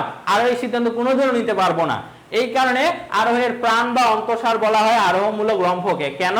কারণ হচ্ছে এই যে আমাদের তো এখানে তো কয়েকটা দৃষ্টান্ত দেখাইতে লাগে, আমি তো সব দৃষ্টান্ত দেখাইতে পারবো না। এখন সকল মানুষ হয় মরণশীল, এগুলি কি আমার পক্ষে দেখা সম্ভব? আমি তো অতীত দেখতে পারিনি, বা ভবিষ্যৎ আমি যে মারা যাবো, মারা যাওয়ার পরে যে মানুষ মারা যাবে তাদেরকে কি আমি দেখতে পাবো? দেখতে পাবো না। এই কারণে আমাকে একটা লাভ দিতেই লাগবে। এটাই হচ্ছে কি আরোহমূলক লম্ফ। কি আরোহমূলক লম্ফ? আরোহমূলক লম্ফ কি হবে এটা? আরোহমূলক লম্ফ। রিফাত হাসান ভাইয়া, কালকে তোমার পরীক্ষা, এখন যদি এসে তুমি বলো যে আরোহ অনুমান কি, তাহলে তো ভাই মুশকিল। যাই হোক, আরোহ অনুমান কি এটা অলরেডি এখানে হয়ে গেছে পড়ানো। ওকে, এবার বলছে আরোহ প্রধানত কত প্রকার? আরোহ প্রধানত হচ্ছে 2 প্রকার। কয় প্রকার? 2 প্রকার। একটা হচ্ছে প্রকৃত আরোহ, আরেকটা হচ্ছে অপ্রকৃত আরোহ। আরোহ হচ্ছে 2 প্রকার, একটা প্রকৃত আরোহ, আরেকটা কি অপ্রকৃত আরোহ। আরোহ 2 প্রকার, একটা প্রকৃত আরোহ আর একটা অপ্রকৃত আরোহ। ওকে, এবার প্রকৃত আরোহ কত প্রকার? আরোহ 2 প্রকার, কিন্তু প্রকৃত আরোহ হচ্ছে 3 প্রকার। কি কি 3 প্রকার? একটা হচ্ছে বৈজ্ঞানিক আরোহ, একটা অবৈজ্ঞানিক আরোহ, একটা হচ্ছে সাদৃশ্যানুমান। একটা বৈজ্ঞানিক আরোহ, একটা অবৈজ্ঞানিক আরোহ, আর একটা হচ্ছে কি আমার সাদৃশ্যানুমান। ওকে, এটা গেল। এবার বলছে অপ্রকৃত আরোহ কত প্রকার? প্রকৃত আরোহের মতো অপ্রকৃত আরোহ আমার 3 প্রকার। কত প্রকার? 3 প্রকার। কি কি? একটা হচ্ছে পূর্ণাঙ্গ আরোহ, একটা যুক্তি সাম্যমূলক আরোহ, আর একটা হচ্ছে ঘটনা সংযোজন আরোহ। ওকে, এখানে বাকিগুলো আছে, এই যে দেখবো এখানে যে বলছে যে নিচের কোনটা প্রকৃত আরোহ নয় বলছে। কি বলছে? নয় বলছে। তার মানে কি কোনটা প্রকৃত আরোহ নয়? কোনটা? এখানে ঘটনা সংযোজন আরোহ হচ্ছে আমার অপ্রকৃত আরোহ, বাকি 3টা কিন্তু আমার প্রকৃত আরোহ। তো উত্তর হবে কোনটা? ক উত্তর হবে। ঘটনা সংযোজন আরোহ আমার প্রকৃত আরোহ নয়। প্রকৃত আরোহ নয় কোনটা? ঘটনা সংযোজন আরোহ। এরপরে দেখো এই যে এবার বলছে যে নিচের কোনটা অপ্রকৃত আরোহ নয়। আগেরটা ছিল প্রকৃত, এটা বলছে যে অপ্রকৃত আরোহ নয়। তো অপ্রকৃত আরোহ নয় হচ্ছে এখানে কোনটা হবে? অবৈজ্ঞানিক আরোহ হবে। কারণ ঘটনা সংযোজন আরোহ, যুক্তি সাম্যমূলক আরোহ আর পূর্ণাঙ্গ আরোহ, এই 3টা হচ্ছে কি আমার? এই 3টা হচ্ছে আমার কি অপ্রকৃত আরোহ। আর অবৈজ্ঞানিক আরোহ হচ্ছে কি আমার? প্রকৃত আরোহ। অবৈজ্ঞানিক আরোহ কি? প্রকৃত আরোহ। আচ্ছা, জয়ন্তী চক্রবর্তী আরোহমূলক লম্ফ ঠিক আছে। বাকিরা এইবার বলছে যে আরোহমূলক লম্ফ উপস্থিত থাকে না। দেখো মনে রাখবা যে প্রকৃত আরোহ যে আছে, এই প্রকৃত আরোহে আরোহমূলক লম্ফ থাকে। অর্থাৎ এখানে আমরা জানা থেকে অজানায় গমন করি, বাট অপ্রকৃত আরোহে আরোহমূলক লম্ফ থাকে না। যেমন দেখো আরোহমূলক লম্ফ উপস্থিত থাকে না বলছে, কথায় থাকে না বলছি, প্রকৃত আরোহে থাকে না। প্রকৃত আরোহের অন্তর্ভুক্ত কারা? বৈজ্ঞানিক আরোহ, অবৈজ্ঞানিক আরোহ, সাদৃশ্যানুমান। তার মানে এই 3টা তো কি থাকবে প্রকৃত আরোহ উপস্থিত, আরোহমূলক লম্ফ। আর আরোহমূলক লম্ফ উপস্থিত থাকে না হচ্ছে, থাকে না কি? থাকে বলছি প্রকৃততে, আর থাকে না হচ্ছে অপ্রকৃততে। তো অপ্রকৃতের মধ্যে কারা পড়বে? পূর্ণাঙ্গ পড়বে, ঘটনা সংযোজন আরোহ পড়বে, আর তোমার হচ্ছে যুক্তি সাম্যমূলক আরোহ পড়বে। তো উপস্থিত থাকে না বলছে, থাকে না হচ্ছে কোনটাতে হবে? পূর্ণাঙ্গ আরোহ হবে, আবার এখানে কি অপ্রকৃত আরোহ হবে। কারণ কি অপ্রকৃত আরোহের একটা প্রকার ব্যতীত হচ্ছে পূর্ণাঙ্গ আরোহ। তো এটা উত্তর কি হবে? ক প্লাস খ। ওকে, এরপরে কি বলছে যে আরোহমূলক লম্ফ উপস্থিত থাকে বলছে। এবার তো থাকে কোথায় হবে? তাহলে পূর্ণাঙ্গ আরোহ তো থাকে না হবে, তার মানে কি এটা বাদ। তো থাকে হবে কি? প্রকৃত আরোহে আর বৈজ্ঞানিক আরোহে। খ প্লাস গ হবে যে আরোহমূলক লম্ফ উপস্থিত থাকে প্রকৃত আরোহে আর কি বৈজ্ঞানিক আরোহে। ওকে, এবার বলছে যে আরোহের ভিত্তিতে এবার আমরা চলে আসি। আরোহের ভিত্তি কয়টা? আরোহের ভিত্তি কয়টা বলো তো? আরোহের ভিত্তি কয়টা?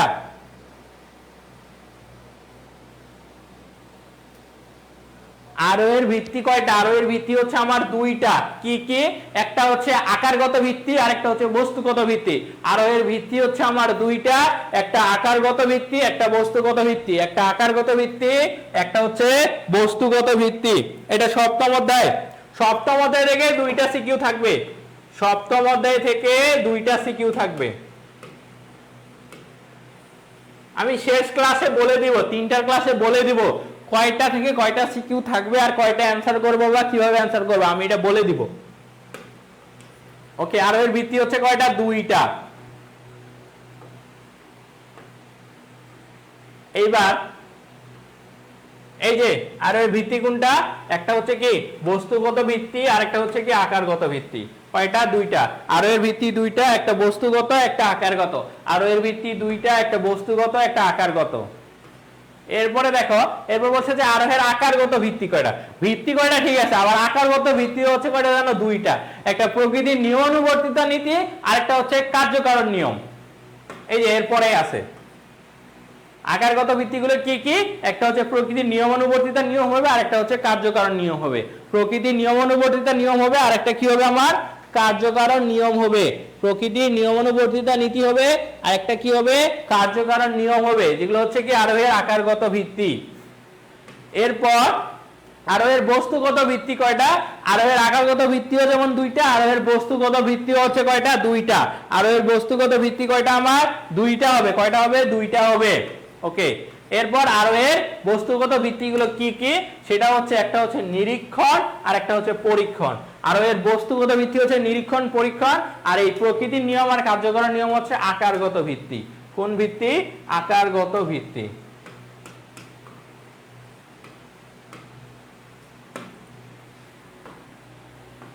ওকে, এইবার এইটা আসি, এটা উত্তর করো তো। প্রকৃতি একই অবস্থায় সবসময় একই রকম আচরণ করবে, কোন নীতিতে এই কথাটা বলা হয়েছে বলো তো? প্রকৃতি একই অবস্থায় একই রকম আচরণ করবে সব সময়, এটা কোন নীতিতে বলা হয়েছে?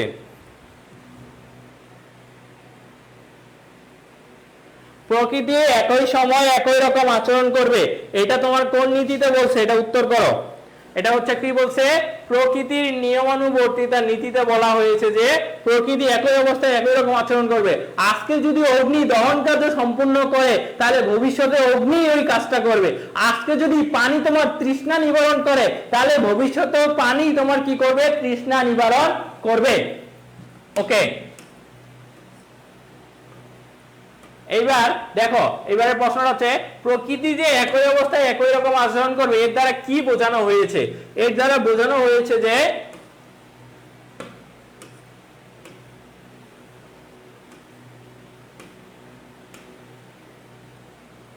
দেখো প্রকৃতি যে একই অবস্থা, তার মানে প্রকৃতি অবশ্যই নিয়মকানুন মানবে। অর্থাৎ কি সব সময় কি প্রকৃতিতে কিসে জানো? এই যে নিয়মের অনুসারী ও আর কি সব সময় একটা নিয়মই ফলো করবে। বললাম তো এটা হচ্ছে প্রকৃতির নিয়মানুবর্তিতা নীতি। তো প্রকৃতি নিয়মানুবর্তিতা নীতি এবং হচ্ছে প্রকৃতি আসলে শৃঙ্খলাবদ্ধ আর বৈচিত্র্যহীন, প্রকৃতি নিজেকে পুনরাবৃত্তি করে, এটা 3টাই হবে। এটা কি হবে? 3টাই হবে। এটা কি হবে? 3টাই হবে, যে প্রকৃতির নিয়মানুবর্তী, প্রকৃতির শৃঙ্খলাবদ্ধ ও বৈচিত্র্যহীন। প্রকৃতি কি? প্রকৃতি শৃঙ্খলাবদ্ধ ও বৈচিত্র্যহীন। আরেকটা কি? আরেকটা হচ্ছে প্রকৃতি নিজেকে কি করে? পুনরাবৃত্তি করে। প্রকৃতি নিজেকে কি করে? পুনরাবৃত্তি করে।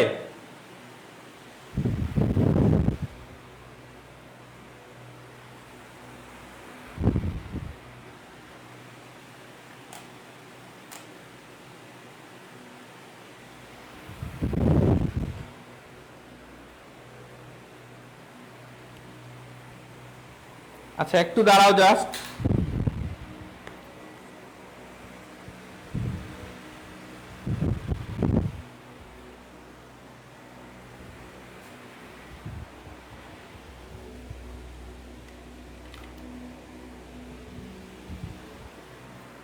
একটু দাঁড়াও, ঠিক করতেছি, ঠিক করতেছি।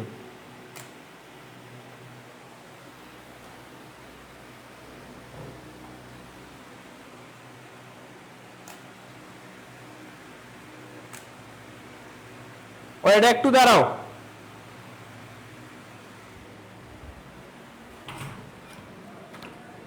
আমিন ভাই সিয়ামকে ডাক দেন তো।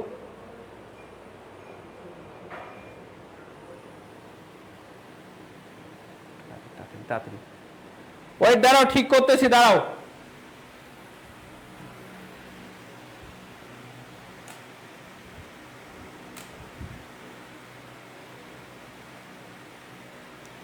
তার মানে এটা কি হচ্ছে? যে আসলে প্রকৃতি কি সবসময় নিয়ম মেনে চলে?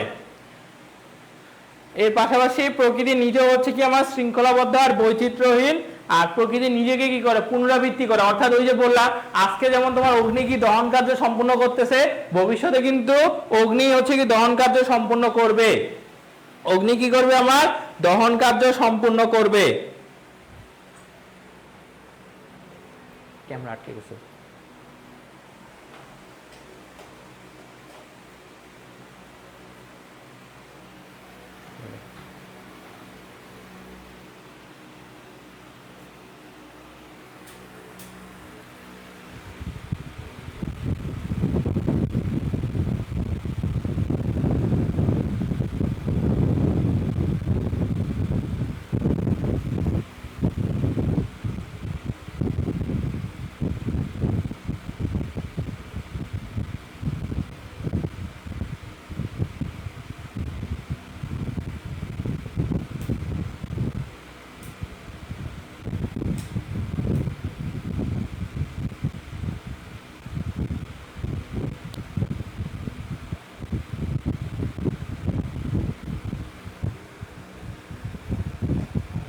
দাঁড়া দাঁড়া, আমরা ঠিক করতেছি এখনই।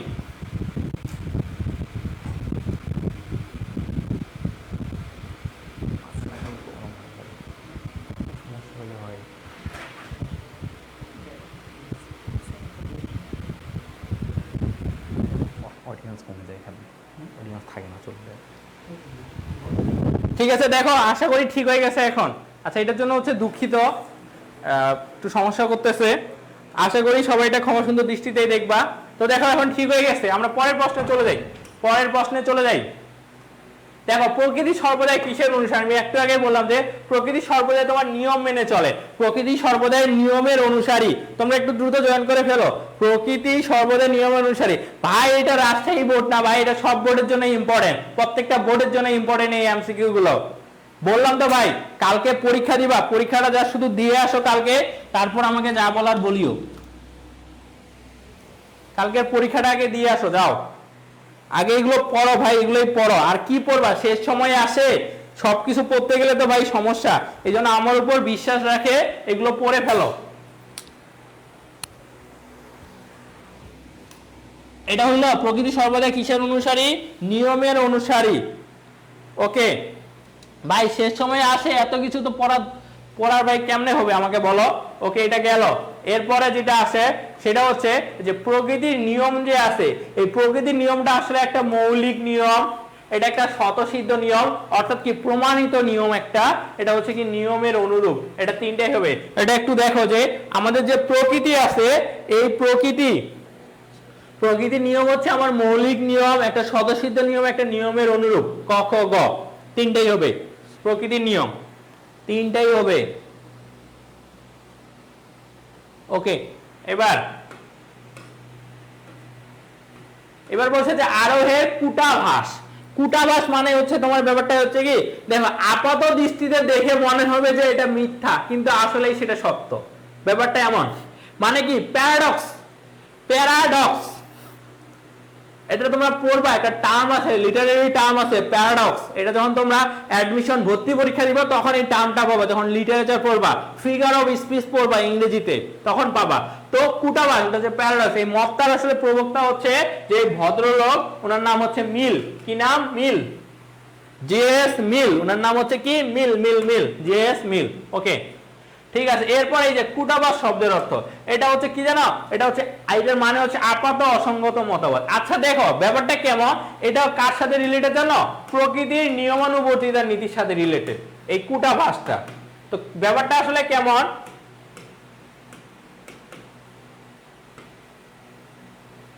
ব্যাপারটা আসলে বলছে যে এরা বলছে যে একটা জিনিস কিভাবে কোনো কিছুর একটা আবার ভিত্তি প্লাস ফলাফল দুইটাই হয়। মানে বলছে যে প্রকৃতির নিয়মানুবর্তিতা, দেখো এটা যদি ভিত্তি হয় তাহলে এটা কিভাবে আবার ফলাফল হয়, মানে এইখানেই মূলত একটা দ্বন্দ্ব লেগে গেছে যে কোনো একটা জিনিস কোনোভাবে কোনো কিছু যদি ভিত্তি হয় তাহলে সেটার কি ফল হইতে পারবে না। বাট এই কুটাভাসের এই দ্বন্দ্বটা প্রকৃতির নিয়মানুবর্তিতার নীতিটা এই কারণে যে এখানে দেখানো হয়েছে যে প্রকৃতির নিয়মানুবর্তিতার নীতি একসাথে আরোহের ভিত্তি আবার আরোহের ফল, মানে দুইটাই। তো দুইটা হওয়ার কারণে মূলত এখানে একটা এরকম একটা তোমার অসঙ্গত মতবাদ চলে আসে, আপাত অসঙ্গত মতবাদ। তো এই যে দেখো আপাত অসঙ্গত মতবাদ, এটা হচ্ছে কি আমার, এটা হচ্ছে কূটাবাদ শব্দের অর্থ হচ্ছে আপাত অসঙ্গত মতবাদ। এটা কি আমার প্রকৃতির নিয়মানুবর্তিতার নীতির সাথে রিলেটেড। এই প্রশ্নটা বাবা একটু পরে, এই যে কোন নীতিকে আরোহের কূটাবাদ বলা হয়, এটা একটা ইম্পর্টেন্ট প্রশ্ন। এটা প্রকৃতির নিয়মানুবর্তিতা নীতি হবে। কি হবে? প্রকৃতির নিয়মানুবর্তিতা নীতি হবে। এটা হচ্ছে কি আমার, এটা হচ্ছে কি, এটা হচ্ছে আমার আরোহের কূটাভাস। কোনটা আমার? প্রকৃতির নিয়মানুবর্তিতা নীতি হচ্ছে আরোহের কূটাভাস। ওকে, এবার কারণের শর্ত আছে। এই কারণের শর্তগুলো হচ্ছে কয় প্রকার জানো? দুই প্রকার, একটা সদর্থক সত্য আর একটা কি হচ্ছে নৈঅর্থক সত্য। কারণের শর্ত হচ্ছে দুই প্রকার, একটা সদর্থক সত্য, একটা নৈঅর্থক সত্য। একটা সদর্থক সত্য আর একটা হচ্ছে নৈঅর্থক সত্য। এইবার দেখো, এবার বলি যে কারণকে বিশ্লেষণ করলে কোন ধরনের সত্য পাওয়া যায়। বললামই দুই ধরনের সত্য পাওয়া যায়, একটা সদর্থক সত্য পাওয়া যায় আর একটা নৈঅর্থক সত্য পাওয়া যায়। কি কি? একটা সদর্থক সত্য আর একটা হচ্ছে নৈঅর্থক সত্য। কি কি আমার? সদর্থক আর একটা হচ্ছে নৈঅর্থক সত্য। এবার দেখো, এবার বলছে যে এই যে কারণ হচ্ছে সদর্থক আর নৈঅর্থক শর্তের সমষ্টি। এই কথাটা কোন ভদ্রলোক বলছে? এই কথাটিও মিল বলছে। কে বলছে? মিল বলছে। জে.এস. মিল কি বলছে? জে.এস. মিল বলছে যে কারণ হচ্ছে আমার সদর্থক আর নৈঅর্থক শর্তের সমষ্টি। এটা কে বলছে? মিল বলছে। আচ্ছা, সজীব দাস জেআর বলছে কার্যকরণ নীতিটা বুঝাই দেন। আচ্ছা, কার্যকরণ নীতিটা আমি বুঝাই দিব, ঠিক আছে, পরে সিকিউয়ে গিয়ে পাবা, সিকিউয়ে গিয়ে কার্যকরণ নীতি পাবা, ওইখানে গিয়ে আমি বুঝাই দিচ্ছি তোমাদের। আপাতত এটা দেখো। এবার বলছে তোমার মেঘ ছাড়া বৃষ্টি হয় না। এখানে মেঘ হলো বৃষ্টির ব্যাপারটা হচ্ছে কি, মানে এখানে হচ্ছে মেঘ হলো বৃষ্টির আবশ্যিক সত্য। তো আবশ্যিক সত্য ব্যাপারটা হচ্ছে কি জানো, মানে যেটা উপস্থিত থাকতেই হবে, যেটা ধরো কোনো একটা কিছু হইছে সেটা অবশ্যই উপস্থিত হবে। তুমি আমার একটা জিনিস বলো যে বৃষ্টি হইছে কিন্তু মেঘ গর্জন করেনি, এমনটা ভাই কোনোদিনও হবে না। হয়তো এমন করছে যে মেঘ গর্জন করছে বাট বৃষ্টি হয়নি, ঠিক আছে, এটা হইতে পারে যে মেঘ গর্জন করছে বাট বৃষ্টি আসেনি, ঠিক আছে, কিন্তু তোমার বৃষ্টি হয়ে গেছে, অলরেডি হয়ে গেছে বৃষ্টি, বাট মেঘ গর্জন করেনি, এইটা কোনোদিনও কেউ দেখাইতে পারবে না। এই কারণে বৃষ্টি হওয়ার আবশ্যিক সত্যই হচ্ছে কি মেঘ। বৃষ্টি হয়েছে তার মানে অবশ্যই তোমার কি মেঘ গর্জন করছে। এটাই হচ্ছে কি, এই যে মেঘ হচ্ছে এখানে বৃষ্টির কি আবশ্যিক সত্য। কারণ যেটা অবশ্যই উপস্থিত থাকবে, যে বৃষ্টি হইতে গেলে তোমার বৃষ্টি হইছে আর তুমি যদি বলো আমার মেঘ হচ্ছে গর্জন করেনি, এই কথা কোনোদিনও সত্য হবে না। হ্যাঁ, তুমি এটা বলতে পারো যে মেঘ গর্জন করছে কিন্তু বৃষ্টি আসেনি, এটা হইতে পারে, বাট বৃষ্টি হইছে কিন্তু মেঘ গর্জন করেনি এই কথা হইতে পারে না। এটাই হচ্ছে কি, এটা কি, এটা হচ্ছে তোমার কি আবশ্যিক সত্য। কোন সত্য? আবশ্যিক সত্য। কোন সত্য? আবশ্যিক সত্য। ওকে, এরপর দেখো বিষপান হচ্ছে মৃত্যুর। মৃত্যু হচ্ছে এটা কি পর্যাপ্ত সত্য হবে। কেন? কারণ হচ্ছে দেখো এখানে কি, এই যে একজন কার্য কারণের কথা তুললাম না, একটা জিনিস মনে রাখো, কারণ হচ্ছে আগে ঘটে আর কার্য পরে ঘটে, অলওয়েজ মনে রাখবা। তো এখানে বলছে বিষপান আর মৃত্যুর কথা বলছে। তো আগে কোনটা হয়েছে? আগে কি সে মৃত্যুবরণ করছে নাকি আগে বিষপান করছে তারপরে মৃত্যুবরণ করছে? অবশ্যই সে আগে বিষপান করছে তারপর মৃত্যুবরণ করছে, তাই তো? তো কোনটা আগে ঘটছে? এখানে বিষপানটা আগে ঘটছে, তার মানে বিষপান হচ্ছে কারণ আর মৃত্যুটা কি পরে ঘটছে। মৃত্যুটা হচ্ছে আমার কার্য। বুঝছো? কার্য আর কারণ কোনটা? যেটা আগে ঘটছে সেইটা হচ্ছে কারণ। এখানে বিষপান, ওটা আগে বিষপান করছে, ওটা আগে মৃত্যুবরণ করেনি, বিষপান করছে তারপর তো সে মৃত্যুবরণ করছে। এটা তো এখন বলছে যে বিষপান মৃত্যুর কি পর্যাপ্ত সত্য। কেন পর্যাপ্ত সত্য? দেখো আগেরটাতে কি হয়েছিল, আগেরটাতে আমরা বলছিলাম যে মেঘ কি, মেঘ হচ্ছে কি, মেঘ হচ্ছে তোমার বৃষ্টির কি, বৃষ্টির আবশ্যিক সত্য। বাট কিন্তু তোমার এইখানে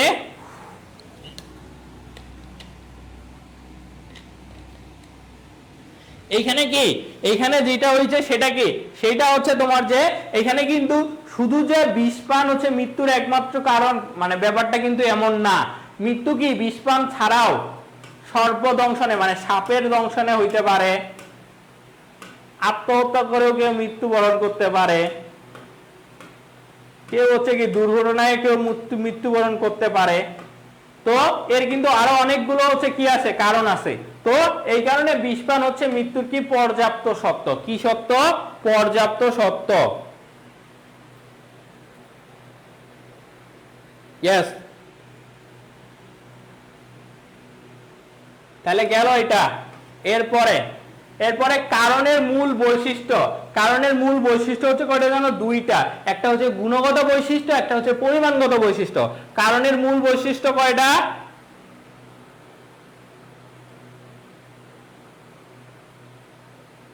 আচ্ছা দেখো, এই যে ভদ্রলোকের নামগুলো আছে না, এগুলো আসলে মনে রাখার তেমন কি ট্রিক্স বলতে গেলে অমন নেই, বাট তুমি করতে পারো কি, দেখবে যে অধ্যায় ভিত্তিক তুমি মনে রাখতে পারো। যেমন কি এই সপ্তম অধ্যায়ে যে সংজ্ঞাগুলো হচ্ছে প্রদান করছে, এগুলো বেশিরভাগই মূলত মিলকে নিয়ে। তো তুমি এইভাবে মনে রাখতে পারো যে সপ্তম অধ্যায়ে কোনো কিছু রিলেটেড যদি পরীক্ষায় আসে, তাহলে কি, তাহলে মিল হওয়ার উত্তর সব থেকে বেশি। এইভাবে মনে রাখতে পারো।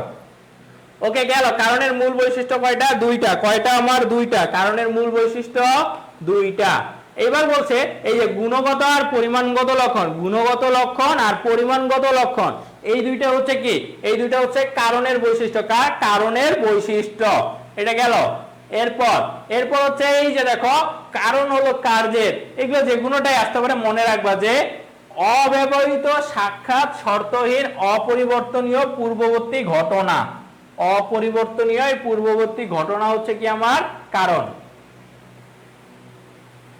কারণ হচ্ছে আমার কি, অব্যবহৃত সাক্ষাৎ শর্তহীন অপরিবর্তনীয় পূর্ববর্তী ঘটনা, এটা হচ্ছে কি আমার কারণ। কারণ হচ্ছে কি অব্যবহৃত সাক্ষাৎ শর্তহীন অপরিবর্তনীয় পূর্ববর্তী ঘটনা, এটা মনে রাখবা।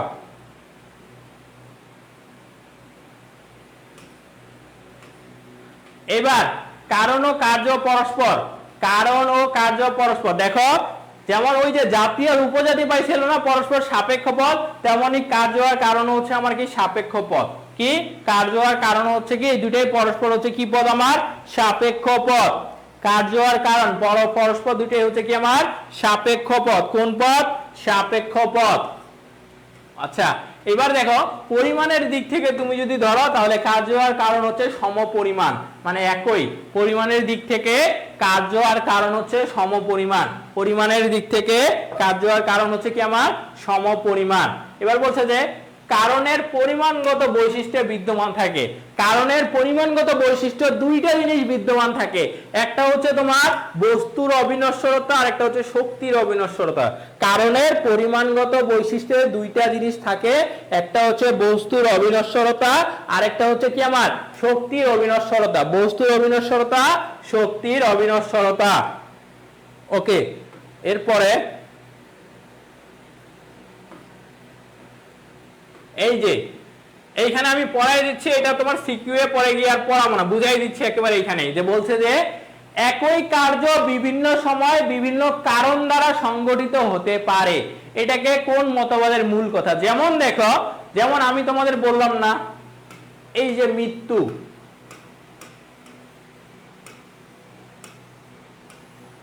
এটা কি একটা পাইলাম কি সর্পদংশনে,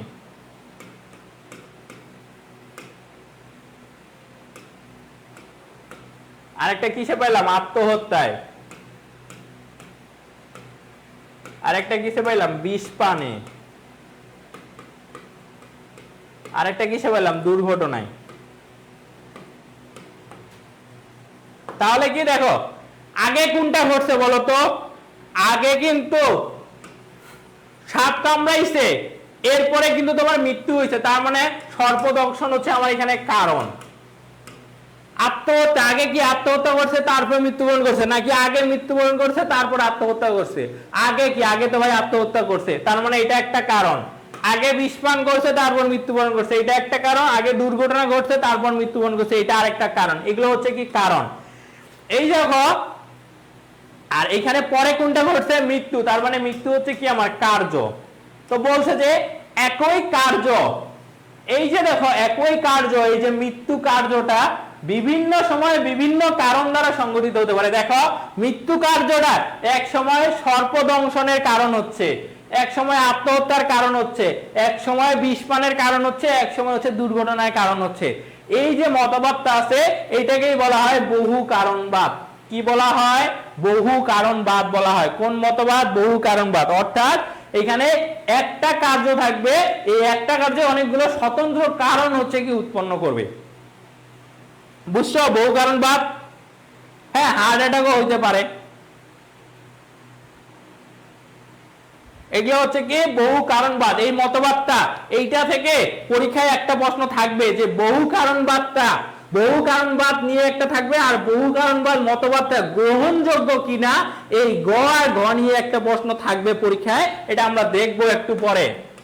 এরপরে গেল, এরপরে আমাদের শেষের দিকে এই যে বহু কারণবাদ আসছে না, এই বহু কারণবাদের হচ্ছে কি তোমার হচ্ছে কি এই যে বহু কারণবাদ আছে না, এই বহু কারণবাদের প্রবক্তাটা কে, এটা নিয়ে হচ্ছে পরীক্ষা প্রশ্ন। আমি একটু আগে বললাম না যে তোমরা দেখবা যে সপ্তম অধ্যায় রিলেটেড বেশিরভাগই হচ্ছে মিলকে কেন্দ্র করে। কাকে? মিলকে কেন্দ্র করে।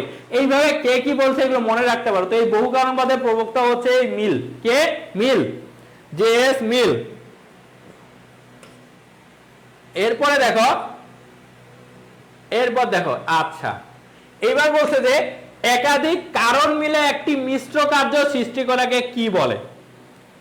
আচ্ছা ঠিক আছে, এটা হচ্ছে কেমন ব্যাপার আমি বলি।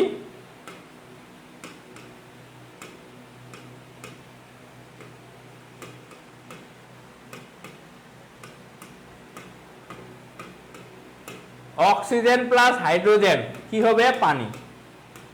এখন দেখো, এখন আগে কি পানিটা উৎপন্ন হয়েছে নাকি আগে অক্সিজেন হাইড্রোজেন মিশ্রণ ঘটছে এরপরে পানিটা উৎপন্ন হয়েছে? আগে কোনটা ঘটছে? Oxygen hydrogen.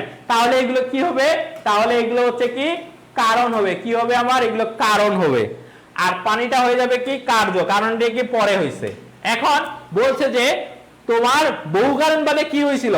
বহু কারণবাদে দেখো এখানে মৃত্যু কার্যটা ছিল, সে কি সে আলাদা আলাদা ভাবে কারণগুলো উৎপন্ন করছে। দেখো পার্থক্যটা বোঝার চেষ্টা করো, বহু কারণবাদ আর বহু কারণ সমন্বয়বাদের মধ্যে পার্থক্যটা বোঝার চেষ্টা করো। তোমার মৃত্যুটা কি আলাদা আলাদা কারণ উৎপন্ন, আলাদা আলাদা কারণ উৎপন্ন করছে, কিন্তু বহু কারণ সমন্বয়বাদে কি হয়? এখানে একটা কারণ স্পেসিফিক হবে। এখানে দেখো স্বতন্ত্র কারণ, কিন্তু এরা দেখো এক একটাই হচ্ছে এক একটা স্বতন্ত্র আলাদা আলাদা কারণ। বাট বহু কারণ সমন্বয়বাদে কি হয় তোমার জানো? একটা কারণ আসলে কার্য উৎপন্ন করতে পারে না। এখানে কি হয়? কারণগুলো মিক্সড হয়। যেমন দেখো অক্সিজেন হচ্ছে আমার একটা কারণ, হাইড্রোজেন একটা কারণ। মানে একাধিক কারণ যখন একসাথে হচ্ছে কি মিশ্রণ করে একটা কার্য তৈরি করে, তখন সেটাকে আমি বলবো বহু কারণ সমন্বয়বাদ। আর এইখানে কি হয়? এখানে সবগুলো স্বতন্ত্র কারণ, বাট এইখানে কি হবে? এদের কারণগুলোর মধ্যে সমন্বয় ঘটবে। অর্থাৎ ওরা কি সমন্বয় ঘটাইয়া মানে মিশ্রিত হয়ে তারপর হচ্ছে কি একটা কার্য সৃষ্টি করবে। তো এই কার্যটা যে সৃষ্টি করবে এটা তো কি মিশ্রণ। এই যে একটা দিয়ে তো আর এই কার্যটা হয়নি, এটা কি দুইটা এখানে কারণ দিয়ে হয়েছে। এই কারণে এটাকে আমি মিশ্র কার্য বলে। কি বলে? মিশ্র কার্য বলে। তো এটা হচ্ছে কি বহু কারণ সমন্বয়বাদ।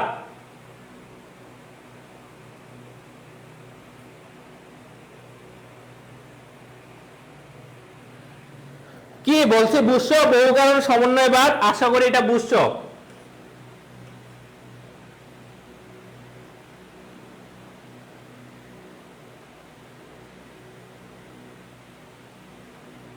এই যে দেখো বহু কারণ সমন্বয়বাদের উদাহরণ আছে। কেমন? দেখো এটা হচ্ছে একটা কার্য, এটা কি একটা কার্য। তো এই কার্যের ক্ষেত্রে কি আছে? এই কার্যের কি এখানে এগুলো কি এগুলো কারণ। তো যদি তোমার এমন হইতো যে এই যে ঘ কি এখানে কি কার্য না?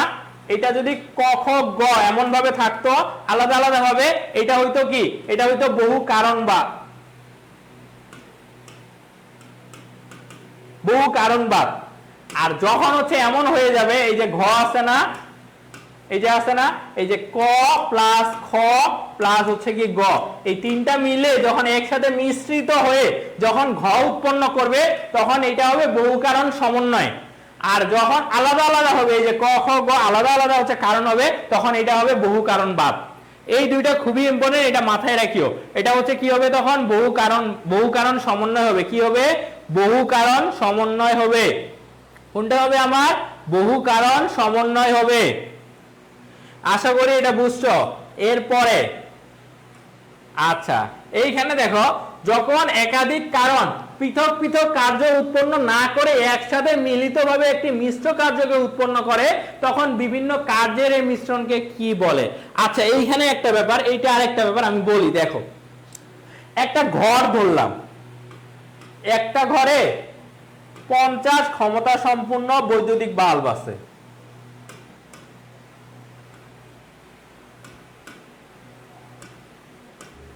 কি আছে আমার? বৈদ্যুতিক বাল্ব আছে।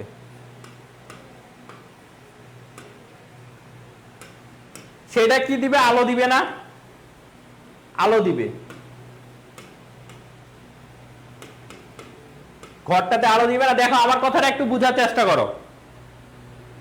আমার কথাটা একটু বোঝার চেষ্টা করো যে একটা ঘরে 50 ক্ষমতা সম্পন্ন বৈদ্যুতিক বাল্ব আছে একটা। তো সেটা কি করবে? সেটা কি ঘরটাতে কি আলো দিবে না? তো এখানে কোনটা আগে? আগে তো হচ্ছে কি আলো দেওয়ার ব্যাপারটা তো আসবে না, আগে তো এই যে 50 ক্ষমতা সম্পন্ন বৈদ্যুতিক বাল্বটা আসবে। তো এইটাকে আমি একটা কারণ ধরলাম। এটা কার্যটা হচ্ছে কি, ঘরের যে আলো আছে এই ঘরের আলোটা হচ্ছে আমার কার্য। তার মানে আমি কার্য আর কারণ পেয়ে গেছি। কি বলছে? যে 50 ক্ষমতা সম্পন্ন বৈদ্যুতিক বাল্ব হচ্ছে আমার এখানে কারণ, আর এই যে ঘরে যে আলো দিবে এটা হচ্ছে কি কার্য। কারণ যেটা আগে ঘটে সেটা কারণ, যেটা পরে ঘটে ওটা কার্য হইল। এখন বলছে তোমার কার্য সংমিশ্রণটা আসলে এমন কি, দেখো এটা কিন্তু কার্য হয়ে গেল এটা।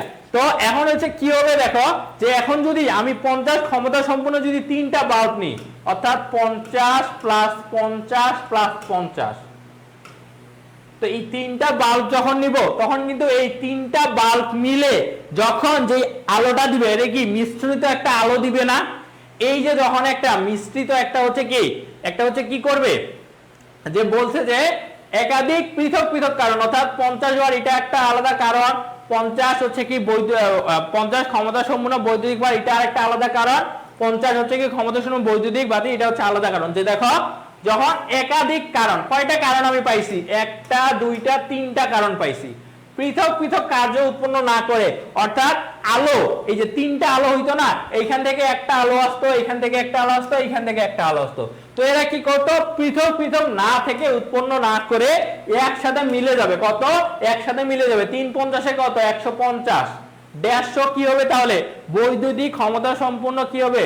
বৈদ্যুতিক ক্ষমতা সম্পূর্ণ হচ্ছে কি বাল্ব একটা মিশ্রিত কার্যকে উৎপন্ন করে। অর্থাৎ এই যে আলোটা যে আসবে তখন কি এরা মিক্স হয়ে যাবে না এই আলোটা? এইটাই হচ্ছে কি তোমার এই যে বিভিন্ন যে কার্যের যে এই যে মিশ্রণ গুলো হবে, এই মিশ্রণটাকে বলা হয় কার্য সংমিশ্রণ। কি বলে? কার্য সংমিশ্রণ। আর এটা যেহেতু তোমার কি একই ক্ষমতা, দেখো এটাও 50 ক্ষমতা সম্পন্ন বৈদ্যুতিক বার, এটাও 50, এটাও 50, তো এগুলো যেহেতু একই, সেই কারণে এটাকে কি বলা হয়? কার্য সংমিশ্রণের একটা ভাগ আছে। সেই জন্য কি এরা যেহেতু সমজাতীয়, এই জন্য এদের সমজাতীয় কার্য সংমিশ্রণ বলা হয়। কি বলা হয়? সমজাতীয় কার্য সংমিশ্রণ বলা হয় এদের। এটা কি বুঝছো তোমরা? আমাকে একটু বলো, কার্য সংমিশ্রণ ব্যাপারটা কি বুঝছো?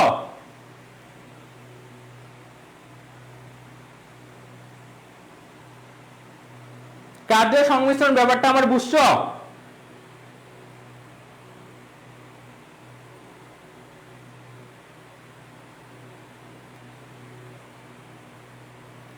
কমেন্ট কই?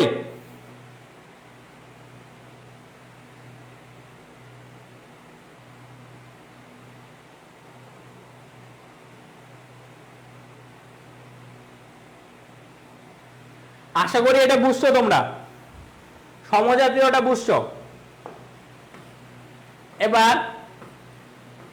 এবার কার্য সংমিশ্রণ কত প্রকার? কার্য সংমিশ্রণ হচ্ছে আমার 2 প্রকার। কত প্রকার? 2 প্রকার।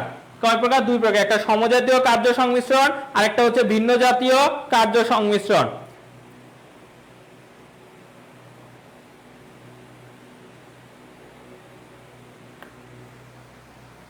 একটা সমজাতীয় আর একটা হচ্ছে কি ভিন্ন জাতীয়। ওকে, এইবার দেখো যে এবার বলছে যে হাইড্রোজেন আর অক্সিজেনকে নির্দিষ্ট অনুপাতে মিশ্রিত তড়িৎক্ষরণের ফলে পানি উৎপন্ন হয়, এরূপ কার্য সংমিশ্রণকে কি বলে? এটা হচ্ছে ভিন্ন জাতীয় কার্য সংমিশ্রণ হবে।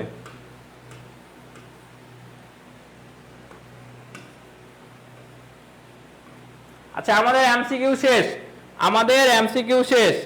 আচ্ছা আচ্ছা, কার্য সংমিশ্রণটা আমি আরেকবার বুঝাচ্ছি, ওইটা যখন এই যে সিকিউ পড়বো তখন কার্য সংমিশ্রণ পাবো, ওইখানে আমি পড়াই দিচ্ছি, তখন আমি পড়াই দিচ্ছি।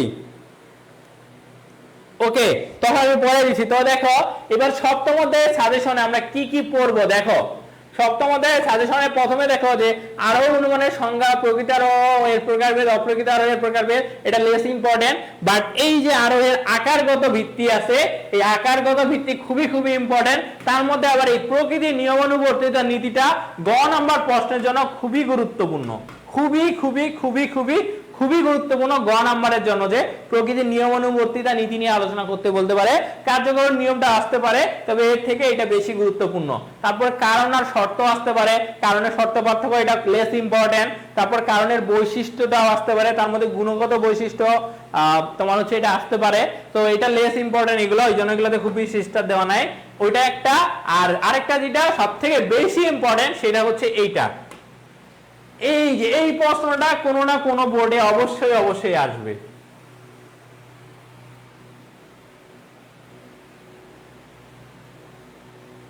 এই যে এইটা এইখান পর্যন্ত বহু কারণবাদ কি আর বহু কারণ সমন্বয়বাদ বা বহু কারণবাদ মতবাদটা গ্রহণযোগ্য কিনা, এই প্রশ্নটা কোনো না কোনো বোর্ডে অবশ্যই অবশ্যই আসবে।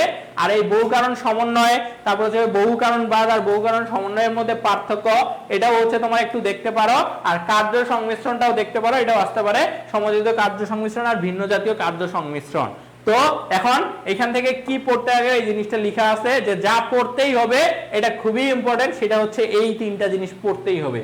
প্রকৃতির নিয়মানুবর্তিতা নীতি পড়তেই হবে, বহু কারণবাদ আর বহু কারণ মতবাদ গ্রহণযোগ্য কিনা, এটা 100% কোনো না কোনো বোর্ডে আসবেই। আর এই বহু কারণ সমন্বয়, বহু কারণবাদ আর বহু কারণ সমন্বয়ের মধ্যে পার্থক্য, এটা হচ্ছে কি, এটা হচ্ছে আসতে পারে পরীক্ষায়, কি পরীক্ষায় আসতে পারে। আচ্ছা এইবার দেখো কি করছি, যে প্রকৃতির যে নিয়মানুবর্তিতা নীতি বললাম, অবশ্যই যুক্তিবিদ্যায় 99 পাওয়া সম্ভব। কেন সম্ভব না? যুক্তিবিদ্যায় ম্যাথের মতো মার্কস আসে। আমি নিজেই কলেজে যুক্তিবিদ্যায় কলেজের পরীক্ষাগুলোতেই তো 90 উপরে মার্কস পাইতাম। তো দেখো প্রকৃতির নিয়মানুবর্তিতা নীতি, এই নীতিটা আসলে কি, একদম সোজা বাংলা ভাষায় সব লিখে দিছে এইখানে। এই যে দেখো এটা বুঝার কিছু নাই, এই যে কার্যকর নিয়মটা কি, এটাও একটা জাস্ট দেওয়া আছে, বলা যেন আসতে পারে, এখানে লেখা আছে। এইবার হচ্ছে বহু কারণবাদটা তো আমি বুঝাইছি। এরপর কি বহু কারণবাদ গ্রহণযোগ্য কিনা, দেখো এই গ্রহণযোগ্য কিনা এটার মধ্যে তিনটা মতবাদ আছে, এই তিনটা মতবাদই আমি এখানে লিখে দিছি। দেখো তিনটা মতবাদই লেখা আছে এখানে, বহু কারণবাদটা গ্রহণযোগ্য কিনা এটা তিনটা মতবাদ লেখা আছে, এটা বাংলা ভাষায় লেখা আছে, এটা এমনি বুঝতে পারবা।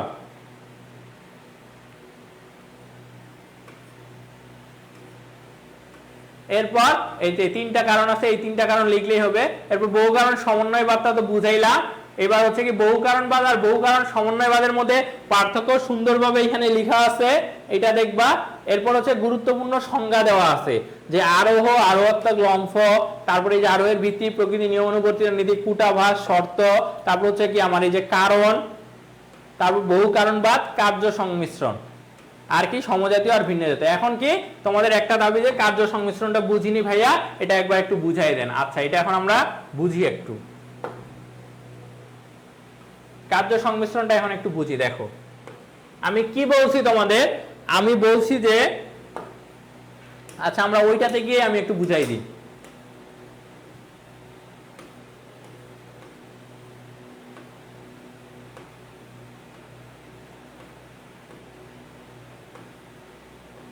এই যে দেখো আমি এটা বুঝাই দিচ্ছি এখানে।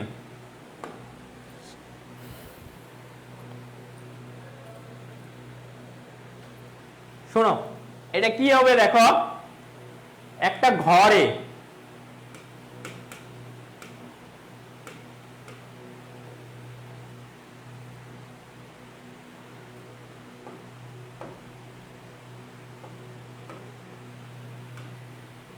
ঘরে বুঝছো 50 ক্ষমতা সম্পূর্ণ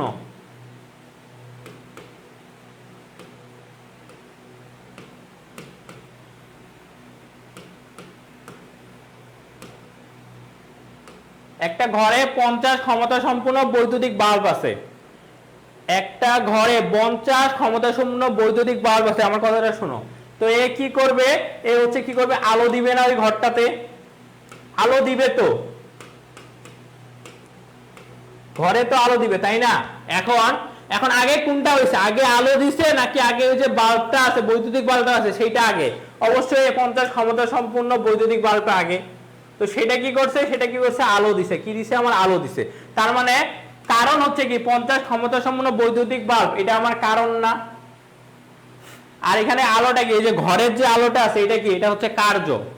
তো বলছে যে 50 ক্ষমতা সম্পন্ন, এখন ধরলাম যে ওই ঘরে 3টা বাল্ব আছে। কয়টা? 3টা বাল্ব আছে। 50 প্লাস 50 প্লাস 50। তো কি এইটাও কি, এইটাও হচ্ছে কি ঘরে আলো দিবে, এটাও কি ঘরে আলো দিবে, এটাও হচ্ছে কি করবে, আমার ঘরে আলো দিবে। তো এরা কি, এইগুলা কারণ, এটা কার্য, এটা কারণ, এটা কার্য, এটা কারণ, এটা কার্য, তাই তো নাকি? এইটা কারণ, এটা কার্য, এটা কারণ, এটা কার্য, এটা কারণ, এটা কারণ, এরা আলাদা আলাদা। তো এখন কার্য সংমিশ্রণ বলছে যে যখন একাধিক কারণ, আমার এখানে কয়টা কারণ, একটা কারণ, দুইটা কারণ, তিনটা কারণ, যখন একাধিক কারণ পৃথক পৃথক কার্য উৎপন্ন না করে, অর্থাৎ এরা আলাদা আলাদা কার্য উৎপন্ন না করে,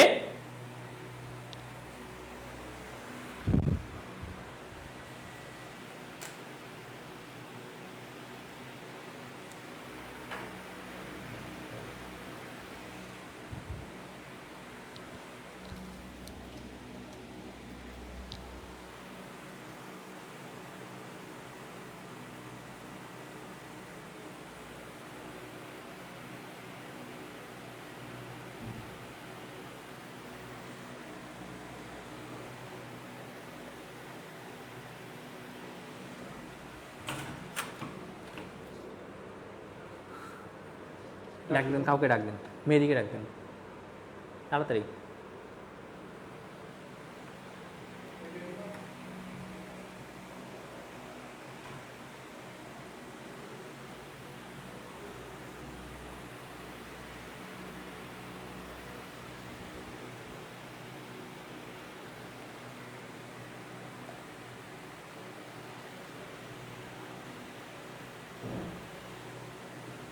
আচ্ছা শুনো, তোমাদের এই যে বলতেছো না কোন অধ্যায় থেকে কয়টা থাকবে, এটা তোমরা লাস্ট ক্লাসে 3টার ক্লাস যখন নিব তখন হচ্ছে পাবা, তখন পাবা, তখন পাবা, 3টার ক্লাসে পাবা।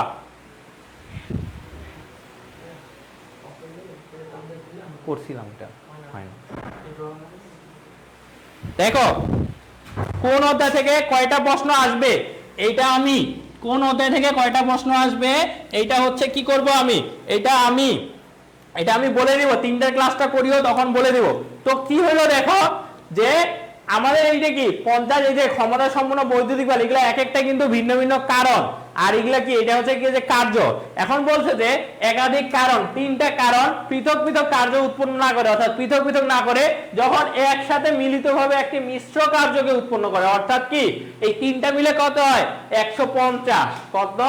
150 হচ্ছে কি ক্ষমতা সম্পন্ন বৈদ্যুতিক বাল্ব। কত? 150। কত হবে আমার?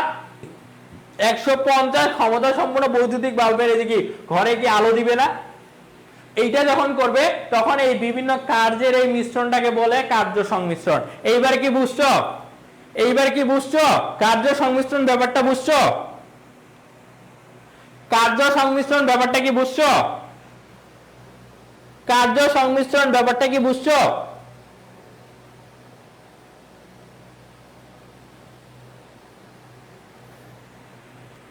কার্য সংমিশ্রণ ব্যাপারটা বুঝছো? আচ্ছা ঠিক আছে, তো আমাদের এই 4টা অধ্যায় আমাদের শেষ, আমাদের এখন আর 2টা অধ্যায় আছে। সেটা হচ্ছে প্রথম অধ্যায় আছে যুক্তিবিদ্যা পরিচিতি, আর 6ষ্ঠ অধ্যায় যেটা সবথেকে গুরুত্বপূর্ণ অধ্যায় অবরোহ অনুমান। এই 2টা আছে, এই 2টা পড়ে ফেললে আমাদের হচ্ছে কি পড়া শেষ। এরপর আমরা আবার কি তোমাদের বিকালের মধ্যেই ক্লাস শেষ হয়ে যাবে। তারপর কি রাতের বেলা তোমরা কি করবা, রাতের বেলা তোমরা পরীক্ষা দিবে একটা এমসিকিউ। তো আশা করি তোমরা এখন আর সময় নষ্ট করিও না, তোমরা হচ্ছে পড়তে বসো। এখন পিডিএফটা হচ্ছে পেয়ে যাবা, পিডিএফটা এই যে ক্লাস হইছে না, এই ক্লাসে এখানে ড্রাইভ লিংক দিয়ে দেওয়া হবে, এইখানে ঢুকলে হচ্ছে তোমরা পিডিএফটা পেয়ে যাবা। এই ক্লাসের এখানে দেখো পিন পোস্ট করা আছে ড্রাইভ লিংকটা, ওইখানে ঢুকলে তোমরা এই পিডিএফটা পেয়ে যাবা। কি এই পিডিএফটা হচ্ছে কি পেয়ে যাবা। তো দেখা হচ্ছে কয়টায়, 3টার ক্লাসে।